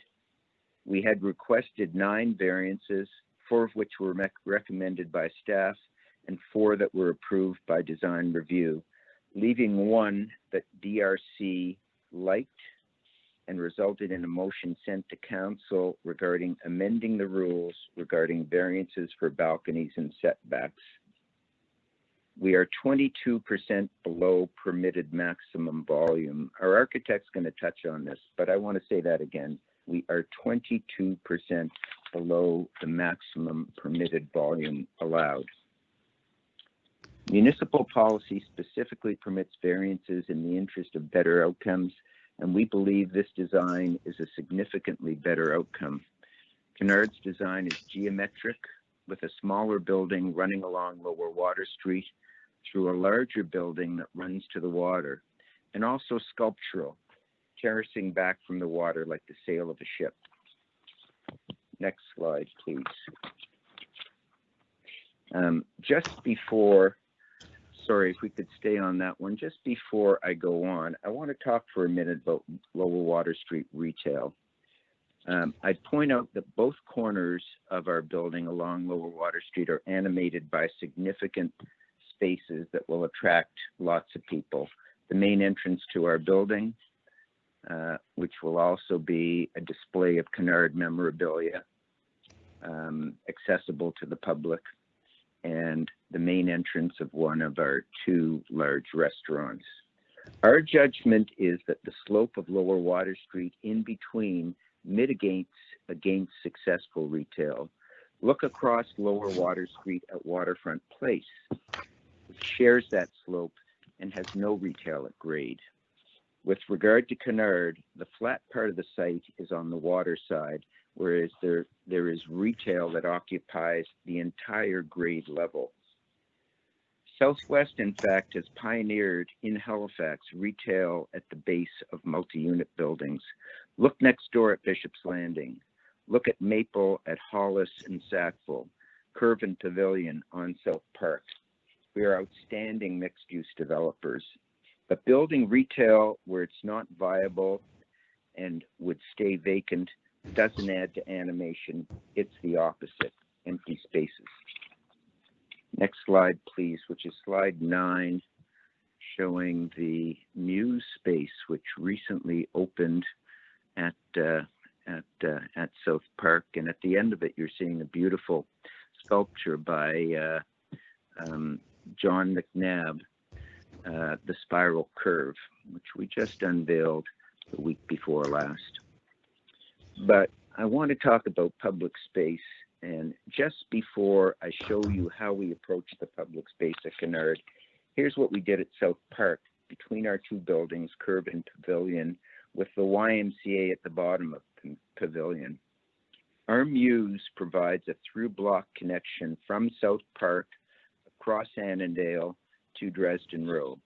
This new space, beautiful, useful, much used by people who not just live in the buildings, but live in the area, was not required. We could have built over this space. We shrunk our buildings and we carved it out of our permitted massing. This new public space improves both the project and the city in nice ways. Next slide, please, slide 10. I'm still talking about public space, but now at Kennard.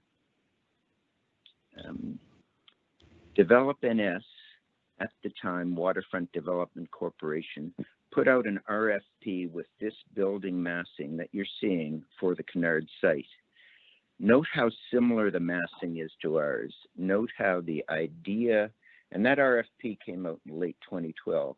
Note that the idea that there was going to be a building of this volume here has been around for about 8 years. So note how similar the massing is to ours. But notice how small the public space is, with a triangular piece of the building on the Bishop's Landing side going right to the boardwalk and cutting the public space in two. Next slide, please. Slide 11, and this is our design from the same perspective. Note the change in the public space, which we significantly enlarged, shrinking our building footprint back from the boardwalk to create a larger public space. In fact, the largest on the waterfront at 23,000 square feet over half an acre. Next slide, please, slide 12. Here's that space on plan. Everything outside the pink and red footprint of our building, the largest public space on the waterfront. Next slide, please. Slide 13 regarding Morris Street. And I just want to quickly, before I get into it, comment on what affected our design on the Morris Street side. I'd point out that it is not largely devoted to services. In fact, the only penetration devoted to services is that small rectangle. It's light yellow, just behind the car that's almost under the Kennard sign. That's the entrance to our resident parking, and all the services, in fact, happen inside the building. So deliveries for our restaurants, garbage collection, none of them happen outside the building. It takes space and it takes investment, but it's the best way to do a development. And then I'd want to talk about the view corridor and who owns what. So the city would own just down to that parking garage entrance, and the rest is owned by NSPI. And so our ability to animate that side of the building was limited by the fact that we couldn't actually get to it. You had a view corridor, but you couldn't actually get to it. I'd like to share that Develop Nova Scotia is leading discussions with both NSPI and us to create an additional new public space on this side of Kennard, the south side of Kennard. Municipal guidelines mandate that view corridor down the east-west streets that continue to the waterfront, but we would do more than that. Instead of a simple view corridor across from Morris Street, we would create a pedestrian extension of Morris Street past Kennard right to the waterfront boardwalk. Both Southwest and NSPI have agreed in principle to moving forward with this new public space. And Southwest, we at Southwest have committed to contributing both our creativity and our financial resources to the creation of an animated new public space on the south side of our building. Kennard will be surrounded on all four sides by publicly accessible spaces, which in total are of similar size to our building footprint. Finally, on a personal note, I grew up behind my father's store a block and a half up Morris Street from this site. It would thrill me greatly if we were able, with our partners, to help create a new public space that took Morris Street right down to the water. Thank you again, and now over to Stephen. All right, Stephen Bugby from Ziedler Architects. Can you hear me okay? We've got you. Excellent, thank you. Slide 1, we're on slide 1. I can't hear him. Yeah, volume is very low. Okay. Can you hear me okay? It's still very low. Yep. Well, I'll put a little closer. How's that? Nope. You still can't hear me? It's kind of low, Mr. Bugby. Okay, I'll try to speak up loudly. Is that all right? That's better. Better. Okay, Thank you. Great. I'll speak louder. Sorry. Okay.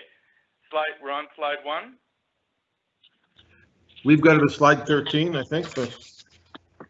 No, slide 1, yeah. Slide 1. Okay. My name is Stephen Bugby. I'm a senior design partner with Ziedler Architects in Calgary, Alberta. I grew up in Halifax and graduated from Tons in Dalhousie over 30 years ago. Our firm has offices in Toronto, Calgary, Victoria, and Vancouver. We work on major urban projects across Canada, although Halifax has always been my home. Next slide. Slide 2. Southwest proposed Kennard project is situated on a very unique site. Mr. Ziedler, let me just hold off there. I'm not seeing the slides, the correct slides. Can we get? I'm seeing the last slide of Mr. Spatz's presentation on my computer. Yes, I'm sorry, just 1 second to the clerk's office, producer team. It will be slide 17 on the presentation that you have. It's been merged. So. Is it the one that says Okay. project site? Is it the one that says project site on it? Yes, that's slide 1 is project site. Yeah, Sorry, so just slide 1 asking is slide 16 on our slide deck. My apologies for the confusion, but we've got it up now. Okay. Okay. So maybe I'll just verify as we go slide by slide. Thank you. So we're on slide 2, which is the public space plan. Southwest proposed Kennard project is situated on a very unique site located along the historic Halifax waterfront, and our project team has worked closely with Southwest Properties and city planning to develop a unique and appropriate design response. Next slide. This is a slide of the west elevation, Southwest building view along Lower Water Street. Slide 3. We believe that our proposed design adapts to its surroundings and enhances the existing sense of place along the waterfront boardwalk. The design creates a sculptural resolve through a four-sided approach with a massing tailored to each specific view. The siting of the project respects the following main site directives to reinforce the vision for this area and to be a good neighbor. Next slide.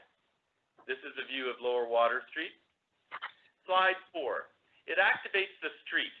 The Lower Water Street facade is a commercial street front with vibrant street corners, making the building a true destination experience. On the northwest corner, a beautiful atrium provides access to a new waterfront restaurant, and the main entry to the residential suites is located on the southwest corner. The building forms a gateway to an exciting new public space along the boardwalk. Next slide. And this slide shows northeast view along the plaza. Slide 5. This pedestrian space will become a new waterfront destination, offering retail, shops, and services. Courtyard massing will embrace and shelter the boardwalk and public spaces. The open design will create a true new living experience along the water, with lots of glass and balconies and terraces to invite outdoor public uses. Bring great light into the building, expand views along the boardwalk, and provide green roofs on the building to house active amenities. We have minimized vehicular presence throughout the site with 100% enclosed parking. There are no surface parking at all. Next slide. This is the south view of the building. Slide 6. We refined our design through an active collaborative process involving Southwest Properties, our consultant team, city planning, and adjacent neighbors over several years. During this process, we made modifications while maintaining the integrity of the design and addressing input from both city officials and stakeholders. With respect to the variances, the logic behind the building's design is to sculpt and form the shape to address the unique site parameters and generic development guidelines. The size of our proposed building design meets the existing bylaw, and therefore the site is permitted to have a massing as designed. The variances we are requesting are minor in comparison. Our team has worked diligently to gain support from city planning for the current project design. We have made multiple design revisions through the approval process, and we believe we have been successful in gaining support with the exception of key design elements that we have requested variances for to improve and enhance the design. Next slide. This slide is showing 4 plans at the top with an area synopsis. The diagrams illustrate the analysis of the building area, the FAR. The orange is the proposed building area. The yellow are the variances requested, and the pink represents the allowable building area in the bylaw. As you can see on each plan, our final proposed building is not overdeveloped in terms of FAR or size, as our massing volume is 22% smaller than the allowable billable envelope maximum, as determined by the required bylaw regulations. The allowable volume is 46,000 meters squared, but we designed 10,000 meters squared less. That's 110,000 square feet, including all the area related to the proposed variances. We did not request variance to create a larger building than is permitted, but clearly to create a better and more unique architectural design that is appropriate for the site. These variances are critical to the success of the project. These 3D presentation diagrams illustrate that they pose no influence on the surrounding neighborhood and will improve both views and urban interface. Next slide. Slide 8. This is the first view looking from the south. What you can see in this drawing is the red area. This is the massing that is permitted under the bylaw, and the building is behind. Our density diagrams show the extent of the massing permissible or potential buildable area in red over our proposed building design. The red massing represents over 110,000 square feet of developable area that we did not add to the building form to improve access to water views and sunlight for neighboring properties. The applicant requests approval of the following design variances to enhance the design and to assist us to better create architecture for the site. Next slide. The view that you're looking now is similar to the other views.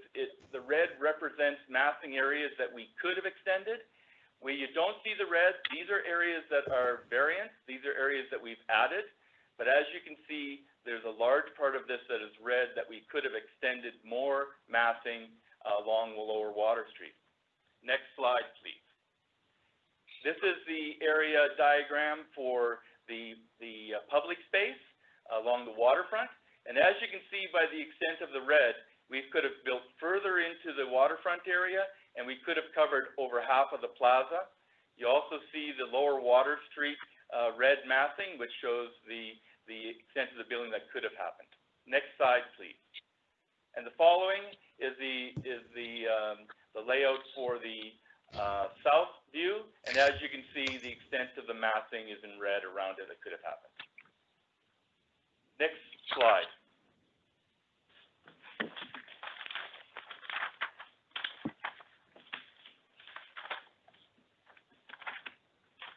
Sorry, just 1 second.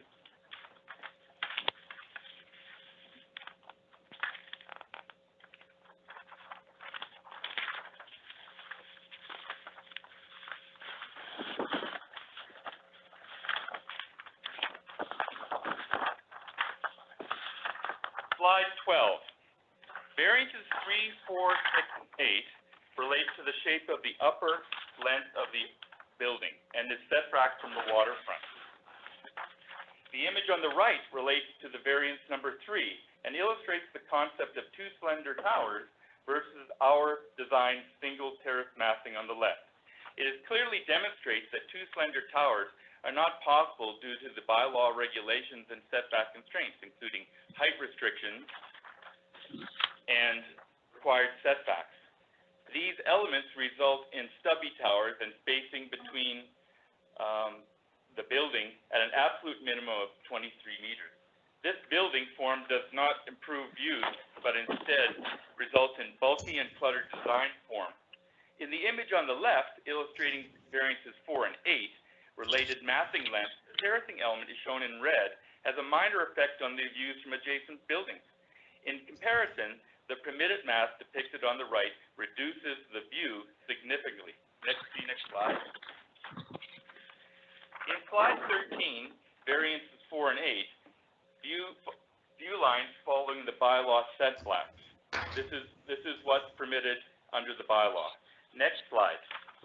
Slide 14, variances 4 and 8, view lines as per our building design. The yellow area here shows how we've extended the view from the adjacent building by stepping back that massing and not building the two-tower form. Slide 15, variance 6. This variance relates to the setback from the ordinary high water mark located within 30-meter radius above the building's podium. This radius setback is an abstract condition that create an unusual curved recess in the upper face of the building due to the shape of the built waterfront edge. If the boardwalk had been constructed a few meters larger, this setback would not have been applicable to our building design. In actuality, the setback does not result in more daylight or improved views for the adjacent public space. See the sun shadow study we've provided in our drawings, but does adversely impact the continuity of the building's design. Next slide. Slide 16. Variance 5, elevations and continuous length of balconies within setback. The balcony design is a critical design element for the building and is integral to the look and character of the massing. With the exception of the upper part of the south and west elevations, all balconies are located within the setback area and do not require a variance. We request approval of variance 5 to permit matching features on the south and west elevations. Please note that the variance areas are adjacent to a large surface parking lot to the south and Lower Water Street to the west. They are located and set back above the podium, as per our diagram, where they have no adverse effect on the surrounding neighbors, and they improve the exterior design immensely, as well as several residential units located in the south and west parts of the building. Next slide.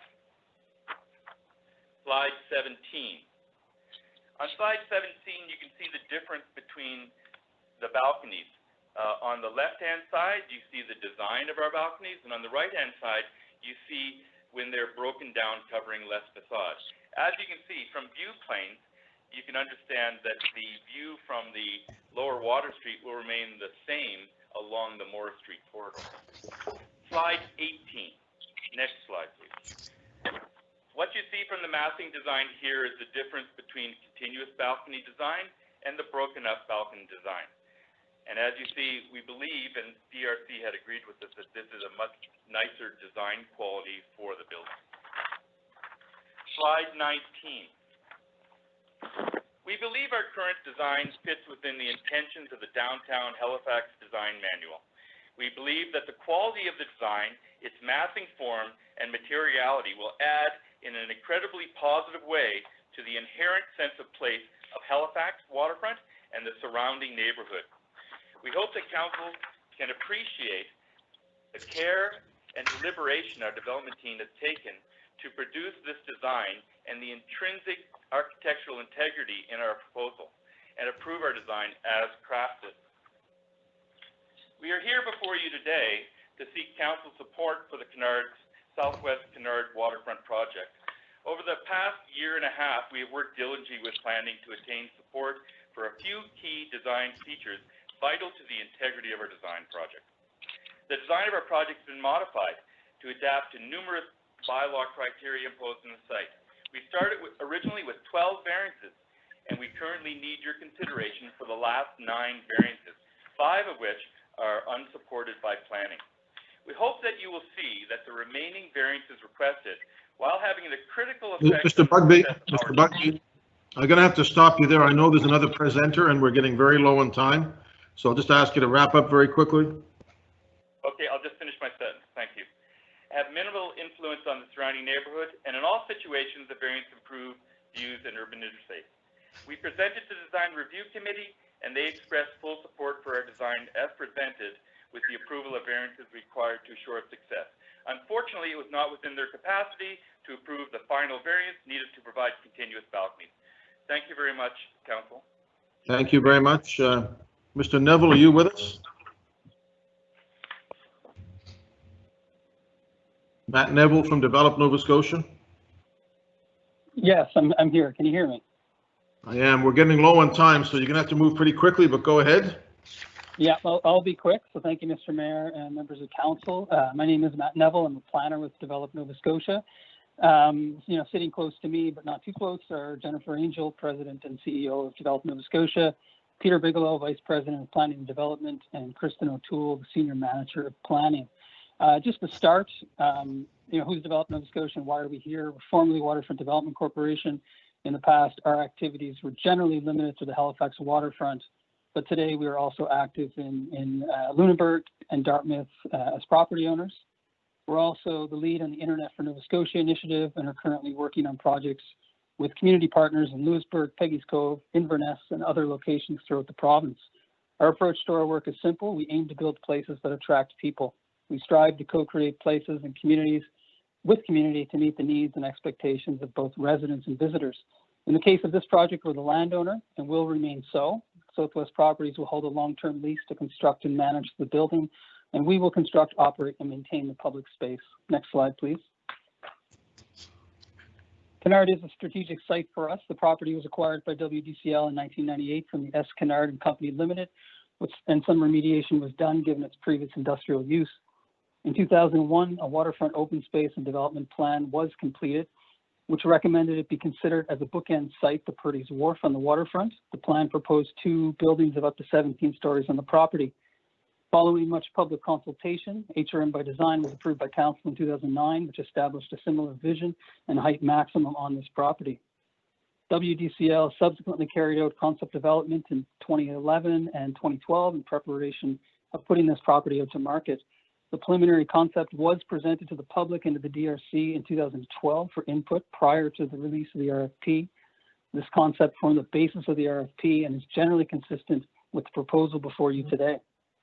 Since its acquisition, the Kennard block has been used as a surface parking lot. Revenue generated from parking fees contribute to the maintenance and operation of the boardwalk, but provision of parking isn't part of our mandate. The redevelopment of Kennard will help us complete the connection between Bishop's Landing and the Seaport Market and Cruise Terminal. It's also near to the future home of the new art gallery on the Salter block, where we are also the landowner. Next slide, please. The Kennard project will replace space for cars with space for people in homes and businesses and in public space. And they'll do it in a way that still generates revenue for ongoing maintenance and operation of the boardwalk and related assets. This is an approach we've taken before. We partner with the private sector on major developments to advance the goal of attracting more people to Nova Scotia and downtown Halifax to live, visit, work, and increase economic activity. These projects in partnership help us to build significant high quality and high impact public space. This work has in part led to significant increases in visitation and has helped us create a platform that supports local business through a mixture of public spaces, leased commercial space, events, and programming. With Queen's Mark nearing completion, our focus turns to the remaining large gaps highlighted here with the future AGNS site shown in black circle and Kennard in red. Next slide, please. When creating places for people, public engagement is very important to us. We've carried out public consultation over the past number of years to help us identify opportunities on the waterfront as a whole and opportunities specific to individual sites. In the case of Kennard, we've heard a desire for more recreational opportunities, spaces for play, and spaces that make downtown living for families more attractive. The theme of inclusive and accessible play will be guiding our upcoming engagement and planning and design of this public space and the public space in the area that's in and around the Kennard block. Next slide, please. We want to use Kennard block to build a better waterfront and contribute to a better downtown.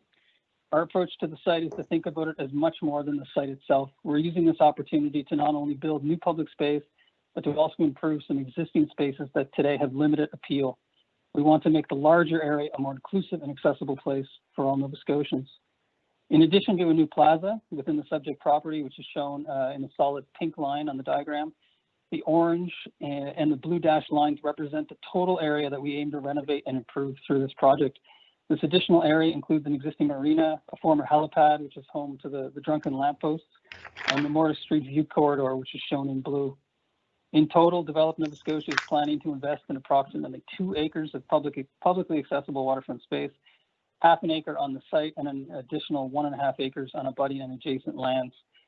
This is an opportunity to think about the larger space in new ways, and if DRC's approval is upheld today, we will be engaging the public over the coming 4 to 5 months to help us reimagine and co-design this as a new waterfront destination.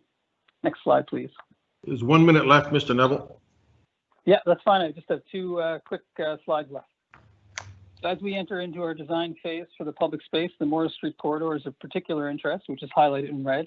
It's an important east-west connection and potential gateway to the waterfront that runs along the south side of the building.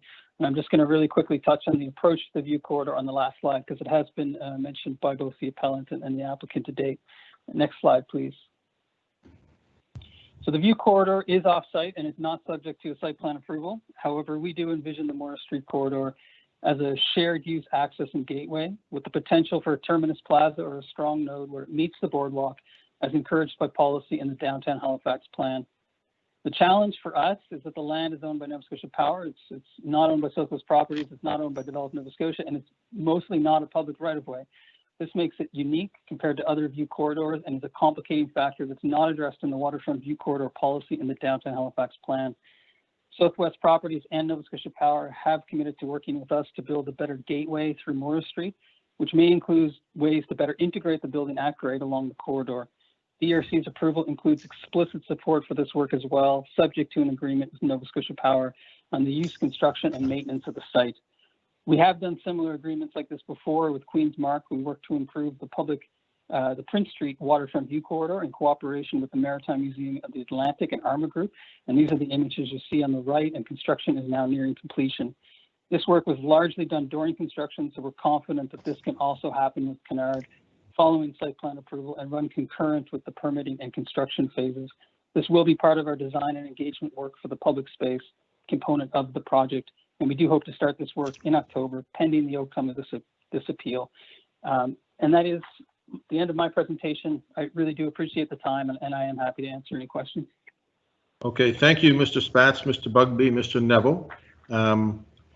We do have an opportunity for questions of clarification. Councillor Mason, are you looking for a clarification here or later?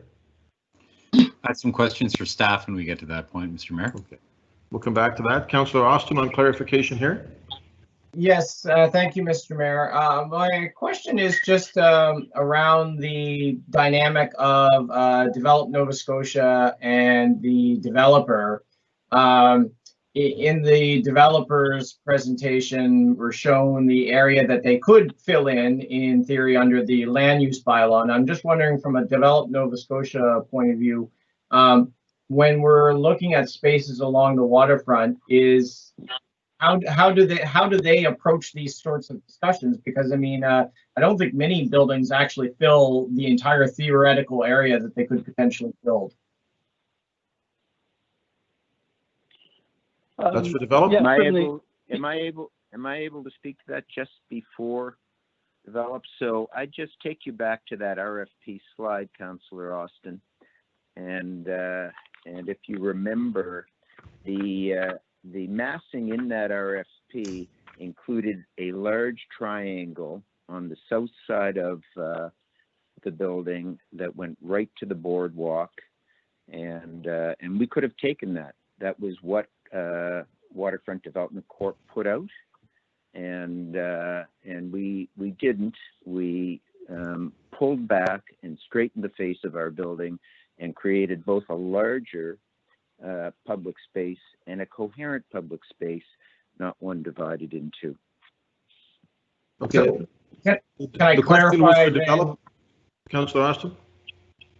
So is the area, like, because all the slides go by and awfully quickly. So is the area in the presentation, the Spatz' presentation there, the southwest, the area in red that's marked out as buildable, was that area that you're not building in with the proposed design? Is that one and the same, or are you including like basically right up to the property line what the Develop Nova Scotia has, like up to the boardwalk edge, when you showed the red areas? I wasn't clear on that. No. Can you hear me okay? Go ahead. Stephen Bugbee here from Zeidler. The red area, which is ghosted over top of our building form, just represents what we could have built to. It's not what's proposed. The building model from our rendering shows the building. This is just the area that we could have. It just explains the variance. Sorry to interrupt. When you say could have built to, do you mean under the land use bylaw or under the RFP that Develop Nova Scotia put out? No, under the land use bylaw and setbacks in the land use bylaw. Those were the extent. That stepping facade that you see along the south edge facing the east, all the red area would be permissible extent under the bylaw. So how much of the red area that you didn't build in already was marked off by Develop Nova Scotia, and this is a question for Develop Nova Scotia. How much of that red area is not wasn't part of the plan here? Mr. Neville? I'm not quite sure. We haven't done an analysis. Yeah, so it's through you, Mr. Mayor, to the councillor. I don't have that exact number. What I would say is that, from very early on in the process, at the time, Waterfront Development Corporation did work closely with HRM staff at the time. There was some initial review of the footprint that was done prior to the release of the RFP. And, the intent was to maximize contiguous open space. And for us, it's not just within the site itself, it's within the bigger picture of the boardwalk. So we're looking at the land in front of Bishops and the land in front of Amira and trying to understand how we carve out the biggest area for public space going forward. What I would say on the footprint is that Southwest is showing today, and generally the building massing, it is generally consistent with what was released in the RFP. The biggest difference was the parking at the time was underground. After some of the initial due diligence work, that was lifted up, but the total area or gross floor area of the building is generally consistent to the RFP. So just, sorry, Mr. Mayor, not to belabor the point. So just to clarify then, when you put out the RFP did not envision building right to the edge of the maximum buildable area that the land use bylaw would have allowed? No. We released it with a footprint in the RFP. And the footprint in the RFP was not the. And the footprint in the RFP was not the land use maximum buildable area? I don't believe so. I can't say that for certain right now, but no, I don't believe so. Okay. It's Jim Spatz. I'm repeating myself again, but I'd point you, Councillor Austin, to the RFP massing, and that would have been slide, maybe we want to bring that up. Slide. Your slide 10. My slide 10.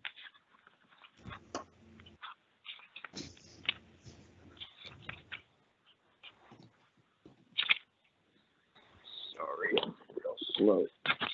My slide 10. Okay.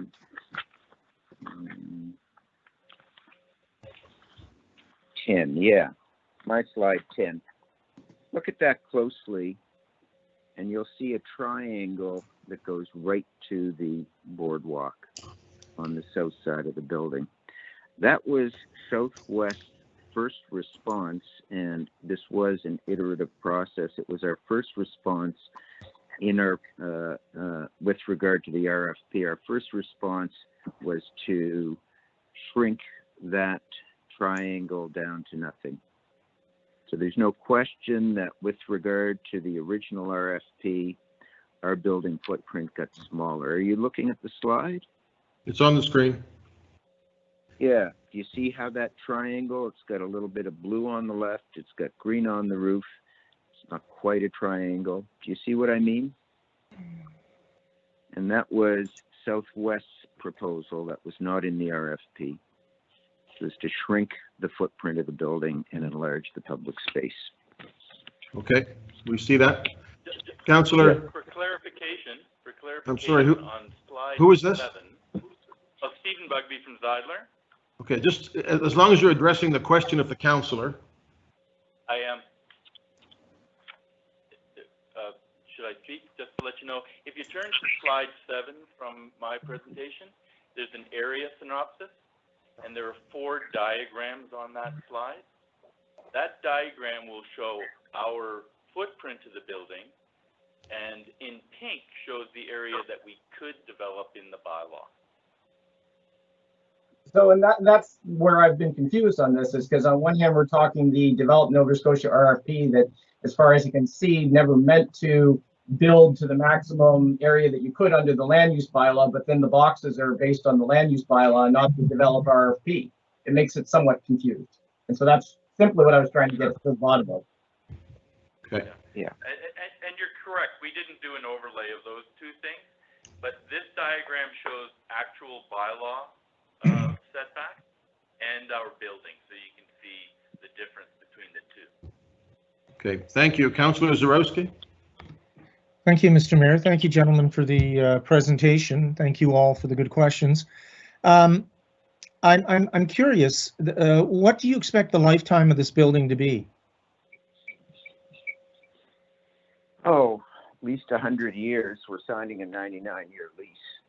Okay, and I'm going to go to the datum that you're using for ocean sea level rises and frequency of storm. What database are you using? Stephen? We've been using the database available to us right now by our civil engineering team that has set it.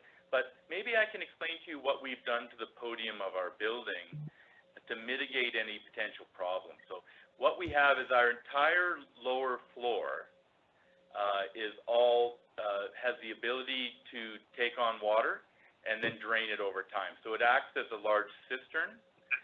The way we're doing so we won't have an if I can interrupt, what I'm curious about is the database that you're using, not the mitigation.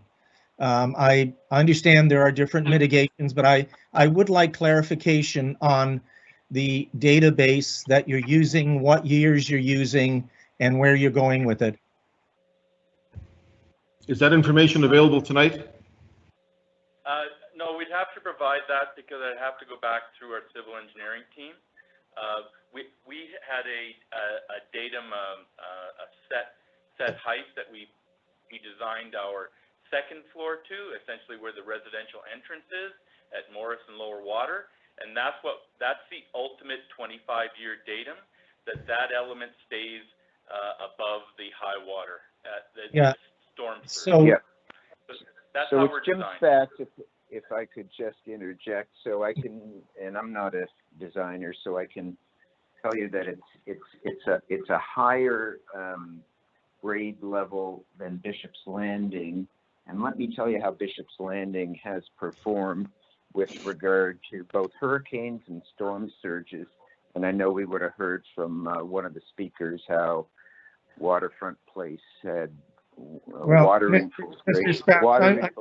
If I can interrupt, what I'm curious about is the basis of the data that you're using so that I can form my opinion. I'm basically not looking, with all due respect, for a comparison to Bishop's Landing. I'm just trying to understand where you're getting your data and what it looks like so that I can make an evaluation of it, please. So if we don't have a specific answer, provide that information. Basically, how high? If you don't have it, you don't have it. I understand that. But I can make a call and have that information sent to you this afternoon. That would be helpful. Thank you. Anybody else on clarification at this point? I thank the applicants. Just on that point from Richard Zarowski, basically how high is the podium being built or elevated above sea rise? I think that's the concern. The database is one thing. I just want to know what the ground elevation base, the building of the parking and the commercial space and residential space. What elevations above sea level those are proposed at. I didn't really see that in the plan. Is that a question that somebody can answer? So this is Matt Neville with Develop. I can speak just generally to it. You know, we work with our private sector partners to adhere to HRM's minimum requirements to coastal elevation that are established in the regional plan as we redevelop properties. For us, our approach isn't really property by property, so I will leave it to Southwest to speak to specific elevations that are finished for. But, you know, we look to balance our efforts across the entire waterfront. Kennard is one piece of a much bigger picture, so it's not perfect, and we continue to adjust the approach as we go, and we do carry out coastal impact studies that help us set these target elevations, but it is incremental. So we aren't going to renovate the entire waterfront at once, and we do our best to balance the sort of the risk and the life cycle of the infrastructure of the building. In the case of Kennard, I can say that the intent is to raise that level of the boardwalk in that location, but it's finding that balance with where Bishop sits today and the life cycle of Bishop's and with the wharf in front of the Emera building as well. So, as far as the finished floor, I'll leave it to Southwest, but you know, that is generally our approach to the waterfront, that as we continue to renovate these properties, they are all coming up. So what I With assume, regard to Southwest, there is no underground parking. The grade level at its lowest point is higher than Bishop's Landing.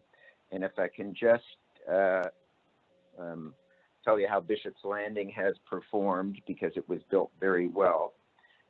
It's had no water infiltration, no flooding in its underground parking, no significant water infiltration with regard to windows, and no loss of power during both Wands and Dorian. So it was built really well, as this one will be. And I can't give you the number because I'm not an engineer, but the grade level at Kennard is higher than Bishop's, and Bishop's performed very well. Mr. Mayor?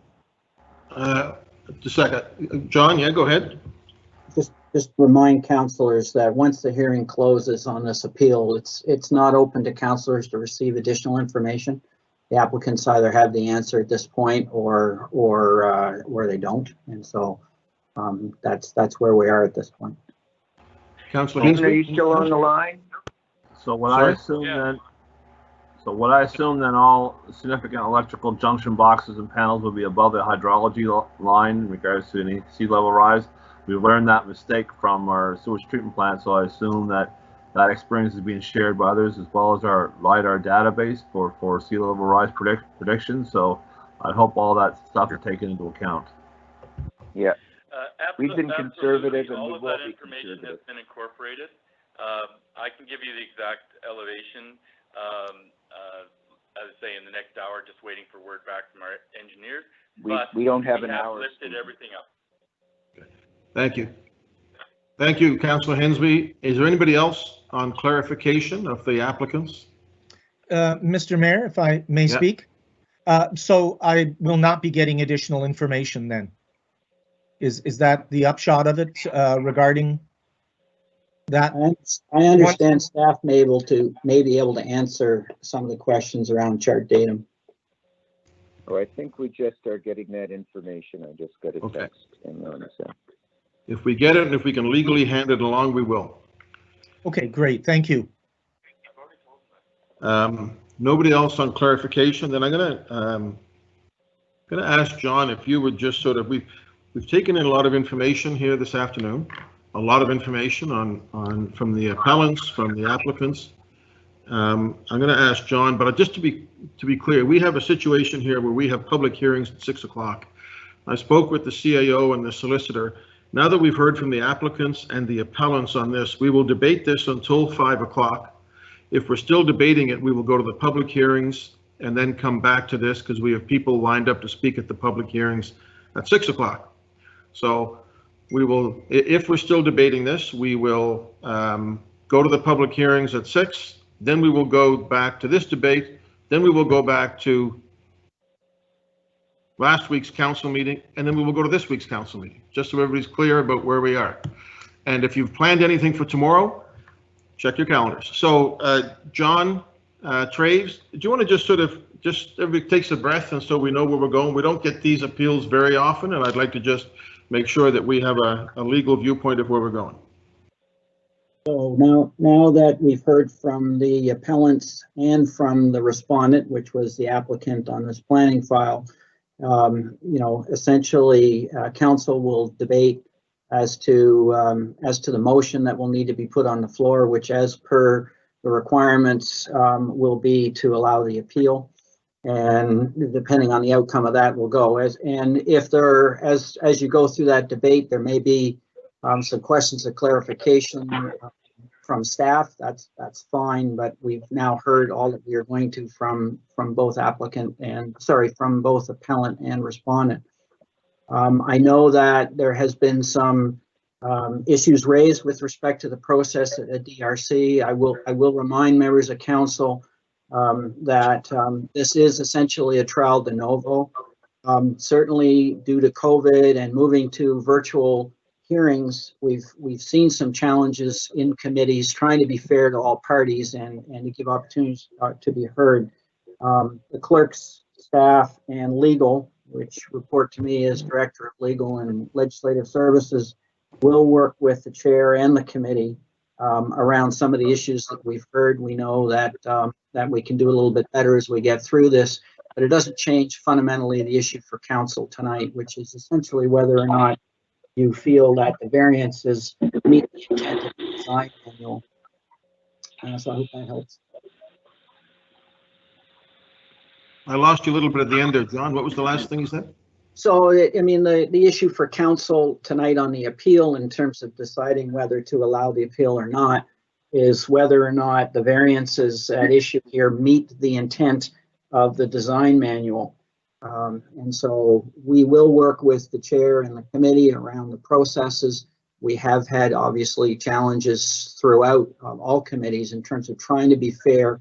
And at times you get into almost a conversation as opposed to a debate. And that's why at this point we're going to cut it off, and council will now debate the question, assuming somebody's willing to put it on the floor. Okay, I do see Councillor Karsten, a question for the lawyer. Thank you very much, Mr. Mayor. Just if possible, just when we go into debate this through you, Mr. Mayor, to John, can you give us some advice for our information going into debate? Regardless of the outcome of the vote, does either the appellant or the applicant, after the decision of this council, have any rights to further appeal? Yes, well, depending on the outcome, but there can be rights to appeal in terms of whether or not there would be a judicial review on the process. Essentially, this is a matter of opinion. These are the qualitative aspects of the design manual, and unless you go contrary to the specific wording, which, you know, in some sense, I think the argument around the balconies is pushes up against that. Otherwise, it's simply a matter of whether you accept opinion of staff or not at the outset, or that of the appellants, and it's up to council. It's what is the intent in your view of the design manual. Okay, thank you very much, Mr. Mayor. Thank you, John. Okay. I want all of council to take a deep breath. Get ready. Here we go. So the wishes of council, I think we'll go to Councillor Mason here. So are we going to move the public hearing closed and then do technical questions to staff before we go to debate? Well, is that I'm following a specific script that doesn't say that in this case? John or Phoebe? Yes, Mr. Mayor, apologies for that oversight. We should have a motion to close the appeal hearing. I'll move that motion. Seconded by Councillor Karsten. Don't all rush at once. Aye. Opposed? So the appeal hearing is closed. Councillor Mason. So if I may, before I get to, I did say in the chat, you know, when appropriate, I'd like to ask some questions of staff. I hope this is the time and it's not coming out of the debate, because there are some things that were raised by the residents that I'd like clarification from staff on. The Design Review Committee procedure and whether they aired or not under debate. We've heard that answer today, and that's going to be addressed through different channels. But the other three things that came up were some of the residents, Mr. Dorton, one of the other appellants, talked about affordable housing and public benefit calculations that are, I believe, they were talking about the center plan. I'd like staff to confirm that the center plan, like talk about the differences between the center plan and the design and the downtown plan. For the sake of our newer councillors and for the public watching. There was a question about the contending that the larger tower in it maybe is larger, that was presented by the architects and the applicants on behalf of the Southwest was larger than perhaps bylaw seems to indicate, or you know, there's a lot in this category 5 variance that I have questions about to understand the difference there. And then the final piece, could staff clarify for the public who are watching? We heard questions about community engagement and the council's commitment to use the community engagement plan, but my understanding is that applies to when a plan is made, like when the downtown plan was adopted in 2009, and I believe it was followed, and it's being followed with the review. Would that apply to a site plan approval or building approval like this? Those are my questions for staff, Mr. Mayor. Can I ask you to put the motion on the floor, Councillor Mason, so that we're debating that, and then we'll go to staff to see if they can address those questions. Well, I don't have that piece of paper right in front of you. I'm sure I can find it in a second. All right, here it is. Okie doke. So for this one, the motion that I'll put on the floor is that the appeal be allowed. So moved. Second, Whitman. Okay. Staff, who do we have on staff? Do we still have our staff members that can perhaps speak to some of those questions of Councillor Mason? Yes, hello, it's Jennifer Chapman again. So I noted 2 of your 3 questions. The first was the affordable housing piece with the center plan. Another question was related to variance number 5. And what was the third question? Was the community engagement plan, you know, so we had concern that community engagement wasn't sufficient on this application, but I just was wondering if you could explain when the community engagement plan approved by council is used and when it's not used. Yeah, for sure. So first I'll start off with the affordable housing piece that came up, and that the appellant referenced the center plan, and this right now is not within the center plan area, so it has its own benefit calculation that's sort of nestled within the land use bylaw, and it's got very specific criteria that we do use. So this, the downtown plan is part of package B, and at that point, that's when the benefit calculations will all get updated to align with the center plan. So the community engagement question, that's a high-level document that speaks to how we engage with the public and the different strategies that we use. So in this case, again, the community engagement is nestled right into the land use bylaw, and it's very specific as to the level of community engagement. The community engagement in the downtown Halifax area is applicant-led, so the applicant has to do 3 things. They have to put up a sign on their property. They have to create a website. They put up also signs and posters within our customer service departments. And lastly, they hold a public meeting. So the public meeting, the times of days and the formats are all specified within the land use bylaw. So it has to be between 7 and 9, Monday through to Thursday. And it's an applicant-led engagement piece, and with that, it's generally to present the proposal and to get some feedback. And then your question on variance number 5, that's the balconies specifically? No, contending, it seemed that the architect was saying that by right they could build a larger tower than is proposed, but then the variance was suggested to be denied by staff because the tower proposal was too large. So I'm trying to square those 2 things. What am I missing there? So in that and I should note that this information has not been provided to staff for review, but we would be assessing any 2 tower proposals. So they're discussing a 2 tower proposal, which is what the design manual would allow, as opposed to this wider terrace tower. However, there are height restrictions that I don't know if those were included in the architect's summary, where you have that maximum height of 12.5 meters at the water's edge, and you're allowed to increase that by every meter that you're set back from the ordinary high water mark. So at this point, the building really is at the maximum height It really couldn't get any higher at that portion of the building that is at the water's edge. So it would actually be, I would say, a bit, it would be a smaller proposal than what they've shown. So thank you for that. Thank you, Mr. Mayor and Council, for the indulgence around asking those questions. I did ask right after staff spoke to ask the questions, but we're all new to this. It's only the second time I've had one of these, so I'll go right into my thoughts on this. So thanks to all the residents and the applicant, the appellants and staff for all this work. And frankly, it's a lot of emotional labor during these COVID times to have to deal with this for everybody. And I want to acknowledge that. And I want to particularly say to the residents of who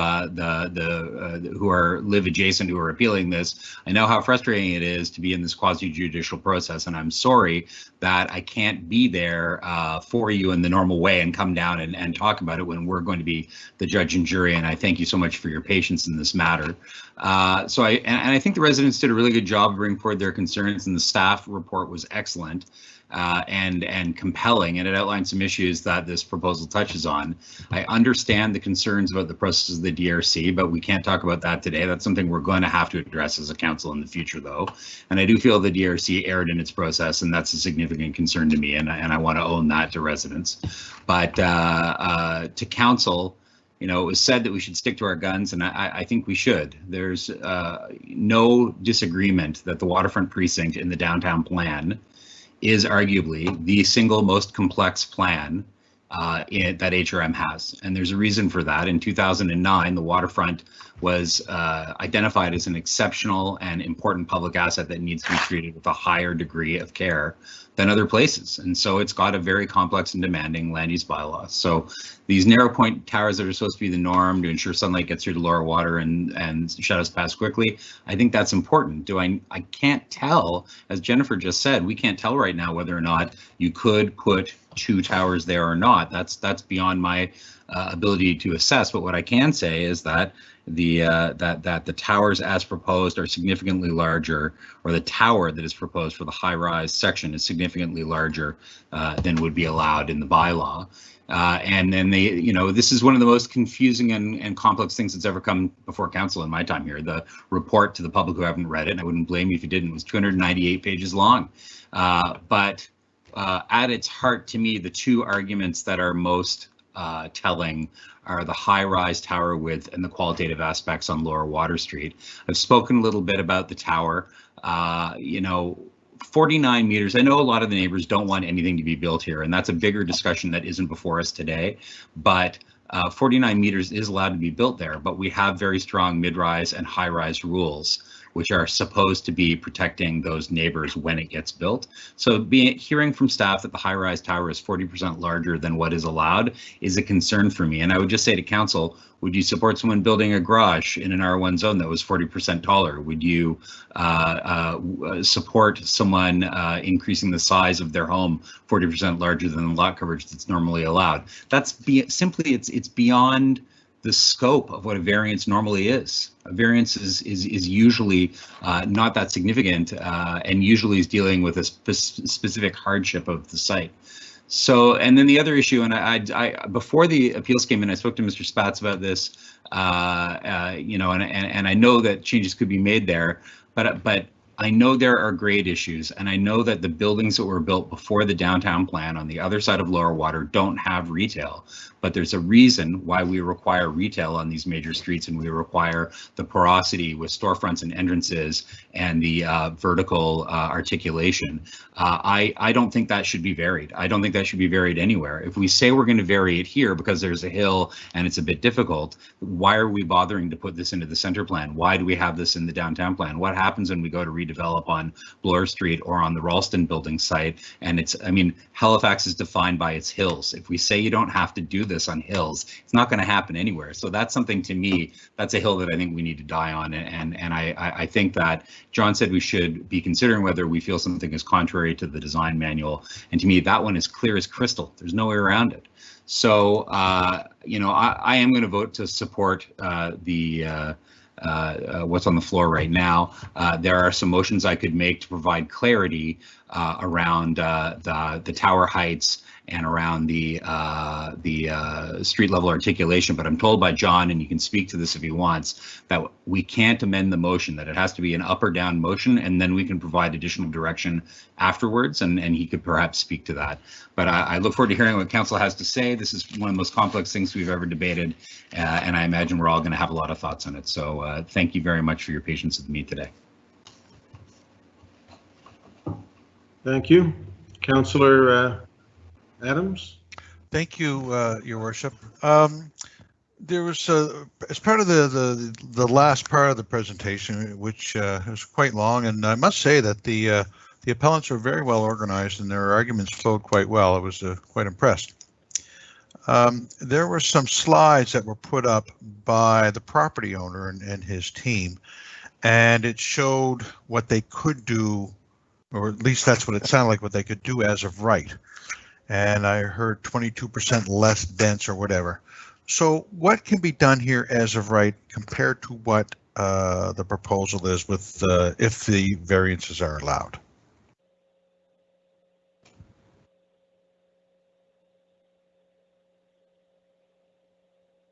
We have Jennifer still there? Yep, through you, Mr. Mayor, to the councillor. And again, these downtown sites are pretty complicated, and we do have this site plan approval process that we go through where we evaluate, pretty much every imaginable part of the building against the design manual and the land use bylaw. So in terms of the regulations, it is, as you're seeing, it is a pretty complicated set of regulations that we do have and that we do apply in these properties.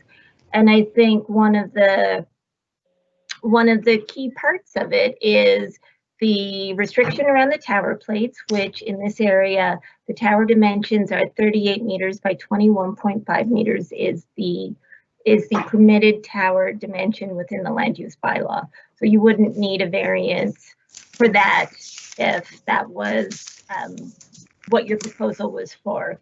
If you wanted to try to figure out a way to add a second tower onto the site, we do, within the land use bylaw, there is some setback requirements, so it kind of depends on if it's a commercial use or a residential use. So I think a commercial use, you need 23 meters of separation distance between the two tower portions.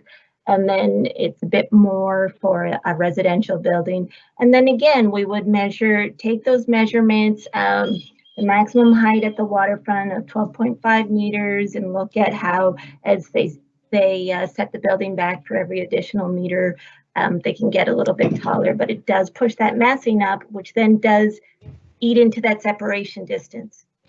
So it's pretty complicated, and I think there's a lot of pieces that we do look at.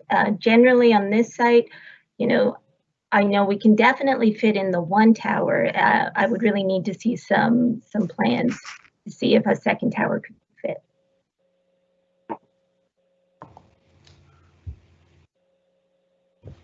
Okay. Councillor Adams, you good? Yeah, and Jennifer, you are absolutely right. It is very complicated. Councillor Mancini. Thank you, Mr. Mayor. I have the same question as Councillor Adams, because I don't understand the answer. Because we heard from the folks that are living at 1326 Lower Water Street, and their complaint about this project, even though they say it's not in their backyard, is that there is the view, loss of view because of this project, because of not going to be seeing the sunlight. But as of right, if someone was to build exactly what you're allowed to build, following the rules, they'd still have loss of view and loss of sunlight. Would that not be the case?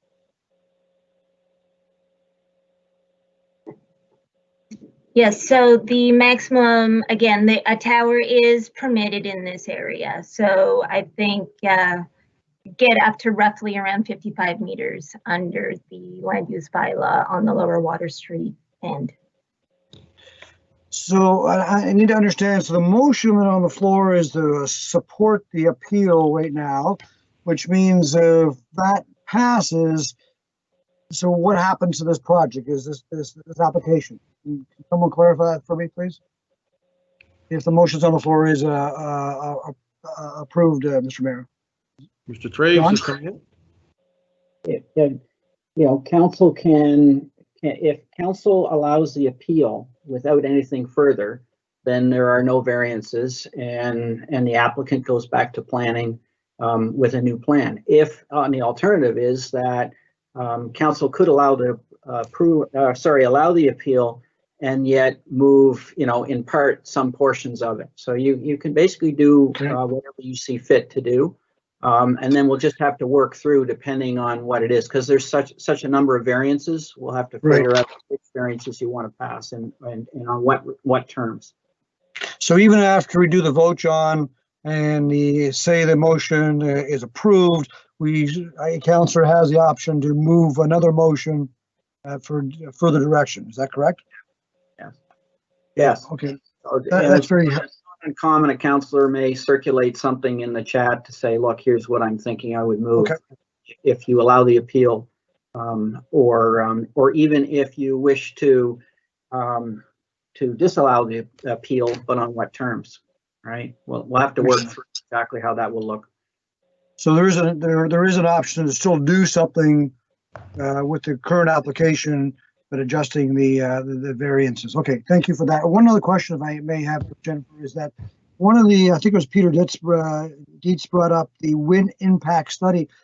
And so he was challenging the fact that if I understood him correctly, the wind impact study that was required wasn't done. Is that accurate? Was the wind impact study that was done, was it the correct one, or was that missed? No, so we did have a complete wind impact study done, and that did create a model of the area with sensors placed, and all of these sensors are placed along the sidewalks surrounding the area, and then as well on various points on the proposed building. And then a wind tunnel it's placed in a wind tunnel, and the wind is blown, and you collect the wind speeds from those sensors. So I did note that some of the sensor points that were placed in front of their building did indicate that the wind study in the summer would be suitable for standing and sitting. Good. So the comment that they didn't do the right wind impact study was incorrect.